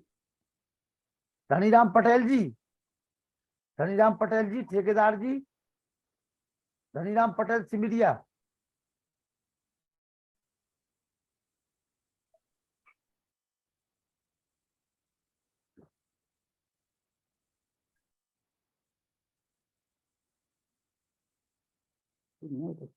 आइए मुनि जी।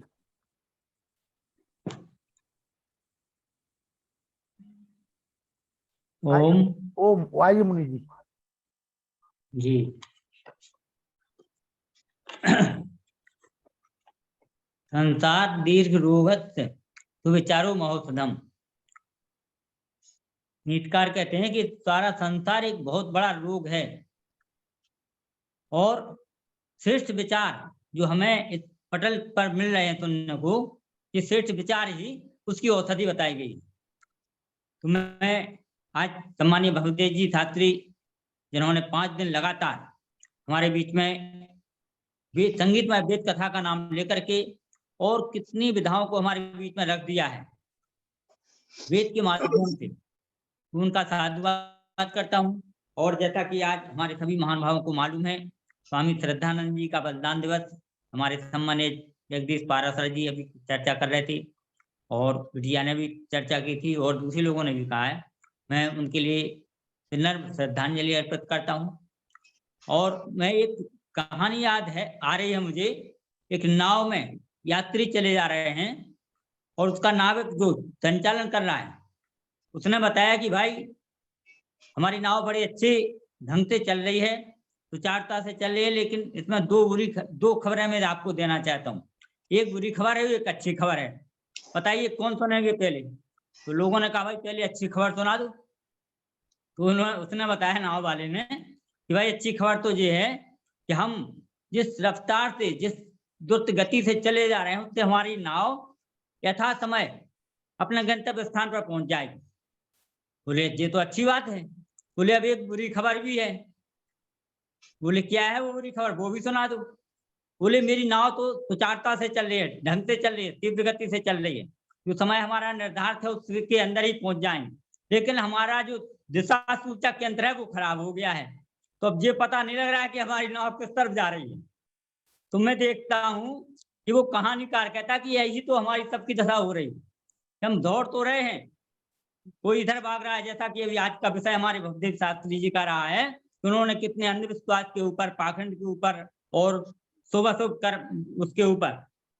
तो हमें ये पता नहीं है कि हमारा लक्ष्य क्या है, कहाँ जाना चाहिए। हमें दौड़ रहे, लेकिन हमारे ऐसे विद्वानों के माध्यम से, क्योंकि लगातार अभी कहा जा रहा है ना बार बार के लखनलाल जी 2 वर्ष से मेहनत कर रहे हैं, और वास्तव में इनसे जिसने भी लाभ ले लिया उसका जीवन में समझता हूँ कि सार्थक बनने से कोई रोक नहीं पाएगा। और केवल कथा सुनते चले जाएं और भूलते चले जाएं, जैसा कि 2 कानों का दृष्टांत दे रहे थे ना, वो इसके सुना इससे निकाल दिया, तो हमें आपको किसी को कुछ नहीं मिल पाएगा। तुम्हारा लक्ष्य होना चाहिए। महर्षि दयानंद जी ने हमको वेद के माध्यम से जो मार्ग दिखाया है, स्वामी श्रद्धानंद जी भी गए हैं, पंडित लेखराम जी, कितने मतलब महापुरुष गए हैं। हम सब उस मार्ग पर चलें तो हमारा जीवन धन्य हो सकता है। मैं सभी मातृशक्ति के लिए और समस्त विद्वत वर्ग मंडल के लिए, स्रोत वृंद के लिए सादर नमस्ते, साधुवाद। ओम। बाल मुकुंद जी जो है हमारे यार साहब, अपना ऑडियो खोल ले। बाल मुकुंद जी कम से कम 10-15 बच्चों को लेकर के एक साथ बैठे हुए तो सुनवा रहे थे। आइए बाल मुकुंद जी। सभी को सादर नमस्ते जी। नमस्ते जी, काफी दिनों के बाद आपका आना हुआ है जी। मैं आपसे क्षमा चाहता हूँ कि थोड़े से बच्चों की वजह से व्यस्तता ज्यादा हो गई थी मेरी, तो मैं नहीं जुड़ पाया था। और आज मेरे को भवदेव जी का अंतिम सत्र था, तो मैंने सोचा यहाँ शिविर चल रहा है, बच्चे यहाँ रुके हुए हैं, तो इनको लाभ दिला दिया जाए। ये है, मैं चाहता हूँ कि आज हमारे जो व्यायाम शिक्षक आए हुए हैं, ये 2 मिनट बात करेंगे, चर्चा करेंगे। स्वागत है। आइए, युवाओं को तो हम आगे लाना चाहते हैं, जैसा हमारे दिनेश जी ने कहा जी। जी सभी को सादर नमस्ते जी। नमस्ते जी। यहाँ आर्य बाल विद्या मंदिर भिलवाड़ा में आदरणीय बाल मुकुंद जी के सानिध्य में शिविर लग रहा है, जिसमें लगभग 150 बच्चे बालक बालिका उसमें भाग ले रहे हैं। सुबह की प्रातः वेला में श्रद्धानंद के जन्मदिन के उपलक्ष्य में एक बहुत बड़ा कार्यक्रम हुआ, जिसमें 11 कुंडली यज्ञ का कार्यक्रम भी रखा, और उसके पश्चात उसके पहले एक रैली भी निकाली गई, भगवा रैली। इस प्रकार से बहुत ही अच्छी तरीके से इस कार्यक्रम को मनाया। और अभी भी 15 कार्यवीर मिलके गुरु जी का कार्यक्रम सुन रहे थे, और अभी भी सुन रहे हैं, और आपको बता भी। हमारे आदरणीय आचार्य जी भवदेव जी के सानिध्य में ये सारा चल रहा है, और उनका बहुत बड़ा आशीर्वाद हमारे साथ है। मैं उम्मीद करता हूँ उनका आशीर्वाद सदैव इसी प्रकार बना रहे, और युवा तैयार हो। युवा आएंगे तो ही आर्य समाज का आगे कुछ है, युवा नहीं आ पाए तो आर्य समाज का कुछ नहीं हो पाएगा। तो मेरा सभी से सादा निवेदन है, आप आ रहे हैं लेकिन अपने जो बच्चे हैं, अपने बच्चों के बच्चे हैं, उनको जरूर लेके आए, साप्ताहिक सत्संग में लेके आए, आर्य वीर दल के शिविर जहां जहां वहां भेजे। मेरा आपसे सभी से हाथ जोड़ के निवेदन है। नमस्ते जी। निश्चित रूप से हमारे जो राजस्थान प्रांतीय आर्य के संचालक हैं आचार्य भवदेव जी, उनके दिशा निर्देशन में जो कार्य हो रहा है वो बहुत ही सराहनीय कार्य है उनका। और इसी प्रकार से बीएम जी आप जुड़े रहिए बच्चों के साथ में जी। मंजू जी सभी नमस्ते करना चाह रहे हैं। हाँ, बच्चों को नमस्ते। आइए बेटा आइए।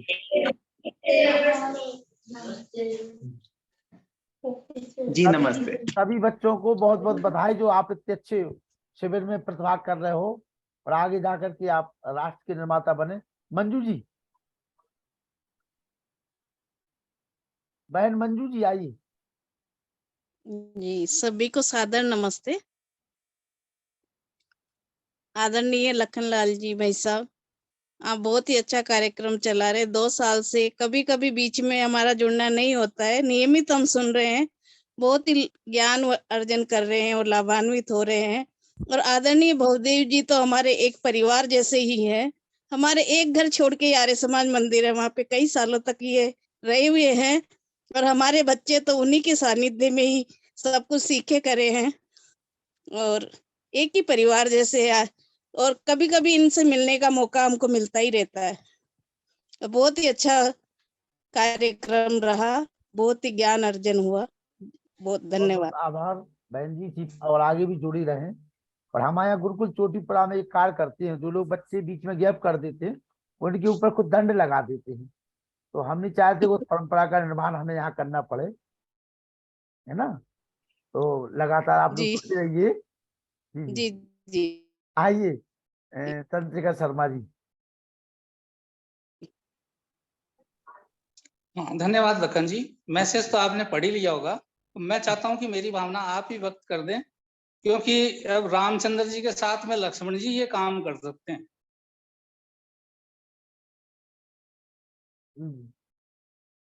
हम कब तक ऋणी रहेंगे? इस बलिदान का हमें ऋण चुकाना है। ये मनाने से काम नहीं चलेगा, श्रद्धांजलि देने से काम नहीं चलेगा। मोमबत्तियां खूब जला ली, दीपक खूब जला लिए, है ना। धनुष उठाओ मेरे वीर लक्ष्मण। और जो हमारे ओजस्वी वक्ता हैं वो ऐसा वीर रस भरे आर्यों के अंदर कि ये देश पुनः राम राज्य को स्थापना करे और आर्यों का जो है सत्ता के अंदर पूर्ण बहुमत हो। और जैसी कल्पना महर्षि दयानंद सरस्वती ने की थी वो हम राम राज्य देखें, अपने जीवन काल में ही देख लें तो बहुत अच्छी बात है। माता और चंद्रकांता मेरी जी। तो यही भावना है। धन्यवाद, आपने मुझे समय दिया। आभार। माता चंद्रकांता जी। हमारे विश्व प्रसिद्ध आर्यों के कुंभ के संचालक मेरे प्रिय वीर लखनलाल जी, सादर नमस्ते। जय हो जय हो जय हो। और आज के हमारे प्रमुख वक्ता श्री भवदेव शास्त्री जी, अभी चंद्रशेखर जी ने जो इतनी ओजस्वी वाणी से आपका प्रोत्साहन किया है, बहुत अच्छा लगा। उनका भी बहुत बहुत आभार। श्रद्धेय मुनि जी का भी बहुत आभार। इतना प्यारा बोलते हैं वो, सबका दिल हर लेते हैं और सबका निमंत्रण, उनकी सहज वाणी से निमंत्रण हो जाता है कि सब श्रोतागण बड़े अच्छे से सुनकर प्रसन्न हो जाते हैं। और हमारे भ्राता अनिल जी, युद्धवीर सिंह जी, डॉक्टर वेद प्रकाश जी तथा व्यास नंदन शास्त्री जी, सबको यथा योग्य अभिवादन। आज तो राष्ट्र प्रेम गृहस्थ के साथ साथ कल गृहस्थ की महिमा गाई, आज राष्ट्र प्रेम की महिमा के साथ साथ प्रभु भजन और प्रभु की भक्ति में लीन होने के लिए भी उन्होंने बहुत प्रोत्साहित किया। ये राष्ट्र तो राम राज तभी बन सकता है, आर्यों का आर्यत्व तभी इसके अंदर स्थापित हो सकता है। एक तो चंद्रशेखर जी ने कहा कि सुनने से कुछ नहीं होता कि हथियार उठाओ। लखन जी आगे बढ़ो, हम सब आपके साथ हैं। और दूसरा, जितने भी श्रोतागण हैं मेरी उम्र के, नव युवक तो आएंगे ही आएंगे, मेरी उम्र के जितने भी श्रोतागण हैं और कम से कम अपने परिवार के बच्चों में सद्गुण ही भर दें, राष्ट्र प्रेम की सद्भावना ही भर दें, सत्य और ईमानदारी की कमाई करना ही भर दें और अच्छे संस्कार दें तो देश आर्यव्रत बनने से कहीं दूर नहीं जा सकता। इसलिए राष्ट्र का प्रत्येक व्यक्ति को जागरूक होना बड़ा अनिवार्य है। राष्ट्र के प्रत्येक स्तर पर कार्य करना भी बड़ा आवश्यक है और देश को ऊंचा उठाना या गिराना ये युवकों पर निर्भर के साथ साथ बड़ों पर भी निर्भर है। इसलिए हमें अपने कर्तव्यों को अच्छी तरह समझकर चरित्रवान संतान को बनाना है।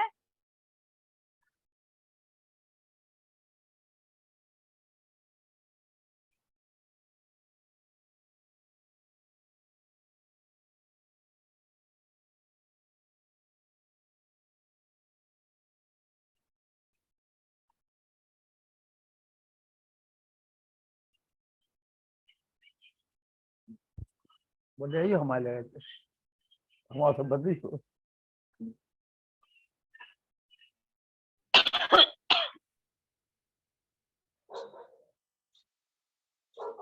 चलिए बलराम चंद्र मामा जी। भाई जो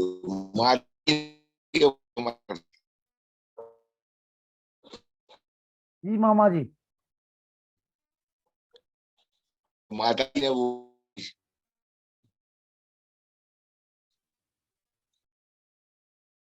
चलिए डॉक्टर व्यासचंद्र शास्त्री जी पंडितों के महापंडित सफर कर रहे हैं।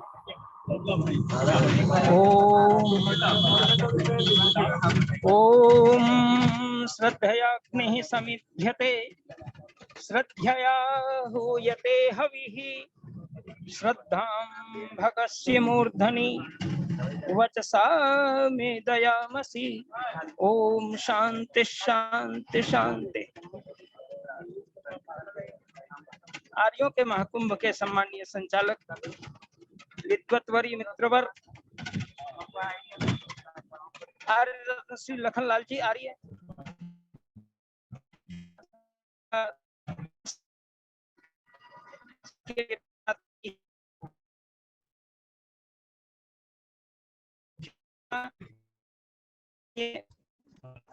मित्रवर विद्वत्वरी चेरी भगवती शास्त्री जी, निश्चित रूप से आपका 5 दिवसीय संगीतमय वेद कथा सबके लिए प्रेरणादायक रहा है और इस कार्यक्रम से जुड़े हुए सभी सम्मानित विद्वत मंडल, अभी माता चंद्रकांता आर्य जी और अनिल नरूला जी का भी हम लोग नहीं सुन पाए, शायद सुन भी लिए हों आप लोग। मेरा इंटरनेट बीच में गड़बड़ हो रहा था मार्ग में रहने के कारण। और इसके साथ ही साथ सभी मातृशक्ति देवियों, आज स्वामी श्रद्धानंद जी का बलिदान दिवस है और मैं निरंतर प्रातः काल से इस कार्यक्रम में जुड़ा हुआ हूँ और विभिन्न आर्य समाजों में कार्यक्रम की गतिविधि चला रहा हूँ। आर्य समाज आरा से लेकर मधुबनी और तमाम क्षेत्रों में इसकी डिंडिम ध्वनि बज रही है। निसंदेह स्वामी श्रद्धानंद का जीवन और आज का जो आचार्य भवदेव शास्त्री जी का व्याख्यान था, वो निसंदेह स्वामी श्रद्धानंद के जीवन को ही लक्षित करके और बिटिया अमृत ये नीचे भी जो अपने विचार दिए हैं, मैं पटना जंक्शन से उस समय था, अदिति जी ने बहुत सुंदर अपना आज सुंदर कविता और भजन के माध्यम से और कुछ अपना वक्तव्य भी दिया है स्वामी श्रद्धानंद और महर्षि दयानंद सरस्वती को लक्षित करके। निसंदेह आज का जो जीवन है वो जीवन इतना व्यस्त है, उस व्यस्त क्षण में ही रहकर कैसे और से दूर नहीं हो और से दूर हम स्वामी श्रद्धानंद के साथ समान आज के अंतिम दिवस की कथा संगीतमय कार्यक्रम में हम लोगों ने श्रवण किया है। आचार्य जी को बहुत बहुत आभार और धन्यवाद है। सचमुच आज मैंने प्रस्तुत किया है वो ऋग्वेद के दशम मंडल के 191 सूक्त का प्रथम मंत्र है। इस मंत्र में संध्या और श्रद्धा दोनों की विशेष रूप से चर्चा आई है। स्वामी श्रद्धानंद महर्षि दयानंद सरस्वती के अनन्य भक्त थे और उन्होंने अपने संपूर्ण जीवन को इस रूप में लगा दिया जो नाना प्रकार की बुराइयों से पले हुए जो मुंशी राम के रूप में थे, बाद में महात्मा मुंशी राम हो गए सत्संग से प्रभावित होकर, स्वामी दयानंद सरस्वती के सत्संग से प्रभावित होकर, उनकी वाणी से प्रभावित होकर, उनके विचारों से प्रभावित होकर और बाद में तो उनका संपूर्ण जीवन समझिए कि संन्यास की ओर चला गया। जब वो 10 अप्रैल 1917 में वो संन्यास ग्रहण किए और स्वामी श्रद्धानंद का जो जीवन संन्यास का रहा है वो तो समझिए सर्वमेध यज्ञ उन्होंने किया, सब कुछ दान कर दिया समाज के लिए, अपना भी दान कर दिया, समाज के लोगों का उपकार किया और गुरुकुल कांगड़ी विश्वविद्यालय जो अपने 2 बच्चों से शुरुआत की और इंद्र और हरिश्चंद्र अपने 2 बच्चों को लेकर के उन्होंने प्रारंभ कर दिया और आज वो विश्वविद्यालय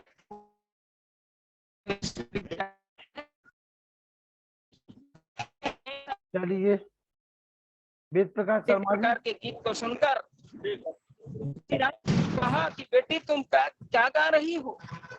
बोले मैं स्कूल में पढ़ रही हूँ और स्कूल में तो यही गवाया जाता है। कहा कि कल से तुम स्कूल मत जा, ये विद्यालय खोल दूंगा। और उसके बाद दूसरे दिन वो रात में चिंतन किया, सवेरे वो जालंधर में जाके सेठों साहूकारों से भी मिले, अपनी बात रखे, समाज सुधारकों और जो समय के जो प्रगतिशील मस्तिष्क वाले थे उनसे विचार करके जालंधर में आर्य कन्या पाठशाला खोल दी। और आज आर्य कन्या पाठशाला इतना अधिक प्रभावशाली रहा है कि आप उस पूरे देश में उस कन्या विद्यालय का नाम जो चुका है और तमाम विषयों की पढ़ाई है। बहुत विराट कन्याओं के लिए काम किया उन्होंने, कन्याओं के लिए और आर्ट्स विद्या के लिए बहुत ज्यादा काम किया है। निसंदेह जो लोग समझते हैं कि हम कुछ नहीं कर सकते, हमारा जीवन बेकार हो रहा है, उनसे स्वामी श्रद्धानंद से प्रेरणा लेने की बात है। किस प्रकार वो प्रेरणा अपने संपूर्ण जीवन को दिया है और अपना संपूर्ण जीवन में उन्होंने जो कुछ भी किया वो एक सामान्य जीवन से लेकर के विशेष जीवन तक रहा है। उनका जीवन किस प्रकार, इसके लिए युवकों को खासकर ये पढ़ने की आवश्यकता है। और उन्होंने मानवता के प्रचार के लिए, हिंदू मुस्लिम एकता के प्रचार के लिए जामा मस्जिद के मिंबर पर चढ़कर ओम त्वंगिना पिता माता सप्तकृतो भविविधा अधाते सुम्नमेमहे इस मंत्र का उच्चारण करते हुए उन्होंने जो घोषणा की थी इसका बड़ा व्यापक प्रभाव पड़ा था और हिंदू महासभा के अध्यक्ष बने। बाद में हिंदू शुद्धि सभा 1923 में उन्होंने स्थापना कर दी और जिसका स्थापना समारोह 2023 में मनाने जा रहे हैं। तो निश्चित रूप से स्वामी श्रद्धानंद का मूल व्यक्तित्व हम सबों के लिए प्रेरणादायक है। समय अधिक हो चुका है, मैं अपनी वाणी को विराम देता हूं और सबसे प्रार्थना करता हूं कि स्वामी श्रद्धानंद का और आज के आचार्य भवदेश जी का व्याख्यान से सब लोग प्रेरणा लें और विशेष रूप से हम सब उनको धन्यवाद दें जिन्होंने ये कार्यक्रम को उपस्थापित किया है। आदरणीय मित्रवर लखनलाल जी आर्य जी, बहुत बहुत आभार आपका। अन्य नरोला जी। आदरणीय ब्रजेश शास्त्री जी, व्यासनाथ शास्त्री जी, लखनलाल जी, मुनि पुरुषोत्तम जी, बैनचंद कांता जी, वेद प्रकाश जी, सबको सादर प्रणाम। और सभी आर्यजनों को भी आज स्वामी श्रद्धानंद जी के बलिदान दिवस की सबको शुभकामनाएं हैं। सबने बड़ा अच्छा वर्णन किया स्वामी श्रद्धानंद जी के बारे में। और भवदेव शास्त्री जी ने जिस प्रकार से आज प्रवचन दिया, वास्तव में ही बिल्कुल ऐसा लग रहा था कि वो प्रवचन करता भी हैं, भजन करता भी हैं और समाज सुधारक भी हैं किस्म से। तो उन्होंने समाज सुधारक के रूप में अपना जो हमें अपना कर्म करने की प्रेरणा दी है, उन्होंने परिश्रम के महत्व पर प्रकाश डाला और बताया कि आत्मा है और हर आत्मा को होता है, परिश्रम के बिना कुछ नहीं हो सकता। एक किसी ने कहा भी है कि भाग्य में सफलता नहीं है, निश्चय ही परिश्रम से आपको सफलता मिलेगी। क्योंकि कहते भी हैं कि खुशियां जो होती हैं वो बड़ी नखरे वाली होती हैं, बड़ी मिन्नत और मेहनत से आती हैं, और परेशानियां और दुख तो बिना बुलाए आ जाते हैं। तो इसलिए अगर हमें खुशियां प्राप्त करनी है, अपनी प्रसन्नता प्राप्त करनी है, तो निश्चय ही परिश्रम करना पड़ेगा। इसके अलावा कोई चारा नहीं है। चाहे हम, उन्होंने ये भी बड़ा अच्छा बताया कि किसी भी उम्र में आप 50 साल की उम्र तक भी काम किया जा सकता है। ऐसा नहीं है कि आप 50 साल या 60 साल तक की उम्र तक काम करना है, उसके बाद कोई काम नहीं कर सकता। 100 साल का आदमी भी अपना कुछ समाज के लिए योगदान कर सकता है। तो भवदेव शास्त्री जी का बहुत बहुत धन्यवाद। भवदेव शास्त्री जी कह रहे थे कि 8:58 पर उन्होंने बोला कि मेरा अब समय समाप्त हो गया है। तो मेरा कहना ये है कि उनका समय समाप्त नहीं हुआ, उनको अभी समय आज स्टार्ट हुआ है, आज प्रारंभ हुआ है। इसके बाद जब भी हमारी इच्छा होगी और हम, हमारे लखनलाल जी उनको, उनके मित्रवर है ही, उनको बुला के हमेशा हमारे लाभ के लिए जरूर उनको बुलाएंगे और दोबारा से फिर वेद पाठ सुनेंगे। धन्यवाद, बहुत बहुत आशीर्वाद। राजेश्वर जी हैदराबाद। और लखन भैया नमस्ते। नमस्ते नमस्ते। बहुत ही अच्छा प्रवचन था शास्त्री जी का। मैं सफर में रहते को भी सुन रहा था, आके घर आके फिर बैठ गया। अच्छा बात है। धन्यवाद राजेश्वर जी, बहुत बहुत आभार आपका। इसी प्रकार से सहयोग करते रहिए और ये कार्यक्रम हमारा चलता रहे आप लोगों के सहयोग से। वेद प्रकाश शर्मा जी। जी। आदरणीय लखनलाल जी, पुरुषोत्तम जी, नानी अरोड़ा जी, माता चंद्रकांता जी, आचार्य भवदेव शास्त्री जी, सबको प्रणाम। बड़ा सौभाग्य का विषय है कि हम लोगों के बीच में भवदेव जी ने 5 दिन का वेद कथा भजनों के माध्यम से सुनाई। साथ ही आज स्वामी श्रद्धानंद का बलिदान दिवस है और ये सौभाग्य की बात है कि श्रद्धानंद का निर्माण हमारी बरेली धरती से ही हुआ। महर्षि दयानंद जब यहाँ पर आए तो उनके पिताजी यहाँ के शहर के कोतवाल थे। उन्होंने कहा, बच्चे एक बहुत ही अच्छे संत महात्मा आए हुए हैं, आप उनका प्रवचन सुने। वैसे तो वो नास्तिक थे, लेकिन पिताजी की बात को मना नहीं कर सके और नित्य प्रतिदिन उनके भजनों उनके प्रवचन को सुनने के लिए आते रहे। उससे उनका जीवन बदल गया। उन्होंने ऋषि की दिनचर्या भी देखी, रात में उठ जाते थे और यहाँ पे जो पास में जहाँ रहते थे बेगम कोई कोठी में, तो एक दिन उनके पास पीछे पीछे दौड़ते गए तो पता चला कि स्वामी जी की गति तो बहुत ज्यादा थी और वो जंगलों में ओझल हो गए और वो उनको पकड़ नहीं पाए। स्वामी जी ने उक्ति पूर्वक उनके जितने भी प्रश्न थे उन्होंने अच्छी तरह से समाधान किया। अंत में वो कहने लगे, लेकिन ईश्वर पर अभी भी हमें विश्वास नहीं हो पाया है। तो ऋषि ने कहा, ईश्वर पर विश्वास तो ईश्वर ही तुमको दिलाएगा, उसकी जब कृपा होगी तभी तुम ईश्वर के कृपा पात्र बन पाओगे, तभी तुमको इसके ऊपर विश्वास आएगा। इस तरह उनका पूरा जीवन हमारे बरेली शहर से परिवर्तित हो गया। इसके लिए बरेली शहर हमेशा इतिहास के पन्नों में लिखा रहता है। इसके लिए ऋषि दयानंद के परिवार के, उनके स्वामी श्रद्धानंद के परिवार के कई लोग यहाँ बरेली में भी रहते हैं, उनके परपौत्र वगैरह और उनकी बेटियों के पुत्र यहाँ पे रहते हैं। तो उनका काफी कनेक्शन हमारा बरेली से रहा है, इसलिए बरेली बहुत ही सौभाग्यशाली है। तो इस तरह ऋषि स्वामी श्रद्धानंद ने गुरुकुल का निर्माण करके पूरे देश का गौरव बनाया और अपने बच्चों को और बच्चियों को गुरुकुल में डाल करके एब्सोल्युटली आर्य बना दिया। इसके लिए स्वामी जी श्रद्धा के पात्र है और उनको बहुत बहुत धन्यवाद, कोट सा प्रणाम। ये सब सर शांति पाठ उत्पन्न आत्मा को शांति पाठ नमन करते हैं। स्वामी श्रद्धानंद को नमन करते हुए आज शांति पाठ। ओम दौ शांति अंतरिक्षगम शांति पृथ्वी शांति राप शांति रौषधय शांति वनस्पतय शांति विश्व देव शांति ब्रह्म शांति सर्व शांति शांतिरेव शांति श्याम शांति रेडि ओम शांति शांति शांति। जो बोले सत्य सनातन वैदिक धर्म की जय, गुरु गजानंद की जय, महर्षि दयानंद की जय, मर्यादा पुरुषोत्तम श्री रामचंद्र की जय, योगेश्वर श्री कृष्णचंद्र की जय, पंडित लेख राम की जय, स्वामी श्रद्धानंद की जय, महात्मा आत्मानंद सरस्वती की जय, भारत माता की जय, माता की रक्षा हो पालन हो, समाज अमर रहे, वेद की ज्योति जलती रहे, ओम का झंडा ऊंचा रहे, आर्यों के महाकुंभ की जय। हरि ओम। वैदिक अभिवादन सबको नमस्ते जी। ओम सर्वेभ्यो नमः। कल मुलाकात होगी आपकी एक नए विद्वान से। इसी प्रकार से आप लोग जुड़े रहिए और पुनः उस पुण्य आत्मा को नमन, स्वामी श्रद्धानंद जी को, स्वामी श्रद्धानंद को कोट सा प्रणाम, नमन, श्रद्धांजलि। नमस्ते जी। बहुत बहुत आभार। सभी के माइक खोल दिए, नमस्ते कर लीजिए एक दूसरे से। नमस्ते जी। नमस्ते रवनिया रेहान वशिष्ठ जी को विशेष नमस्ते। नमस्ते बेटा। नमस्ते बेटा।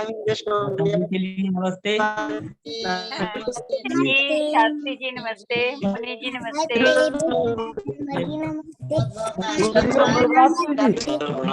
सेवन जी नमस्ते।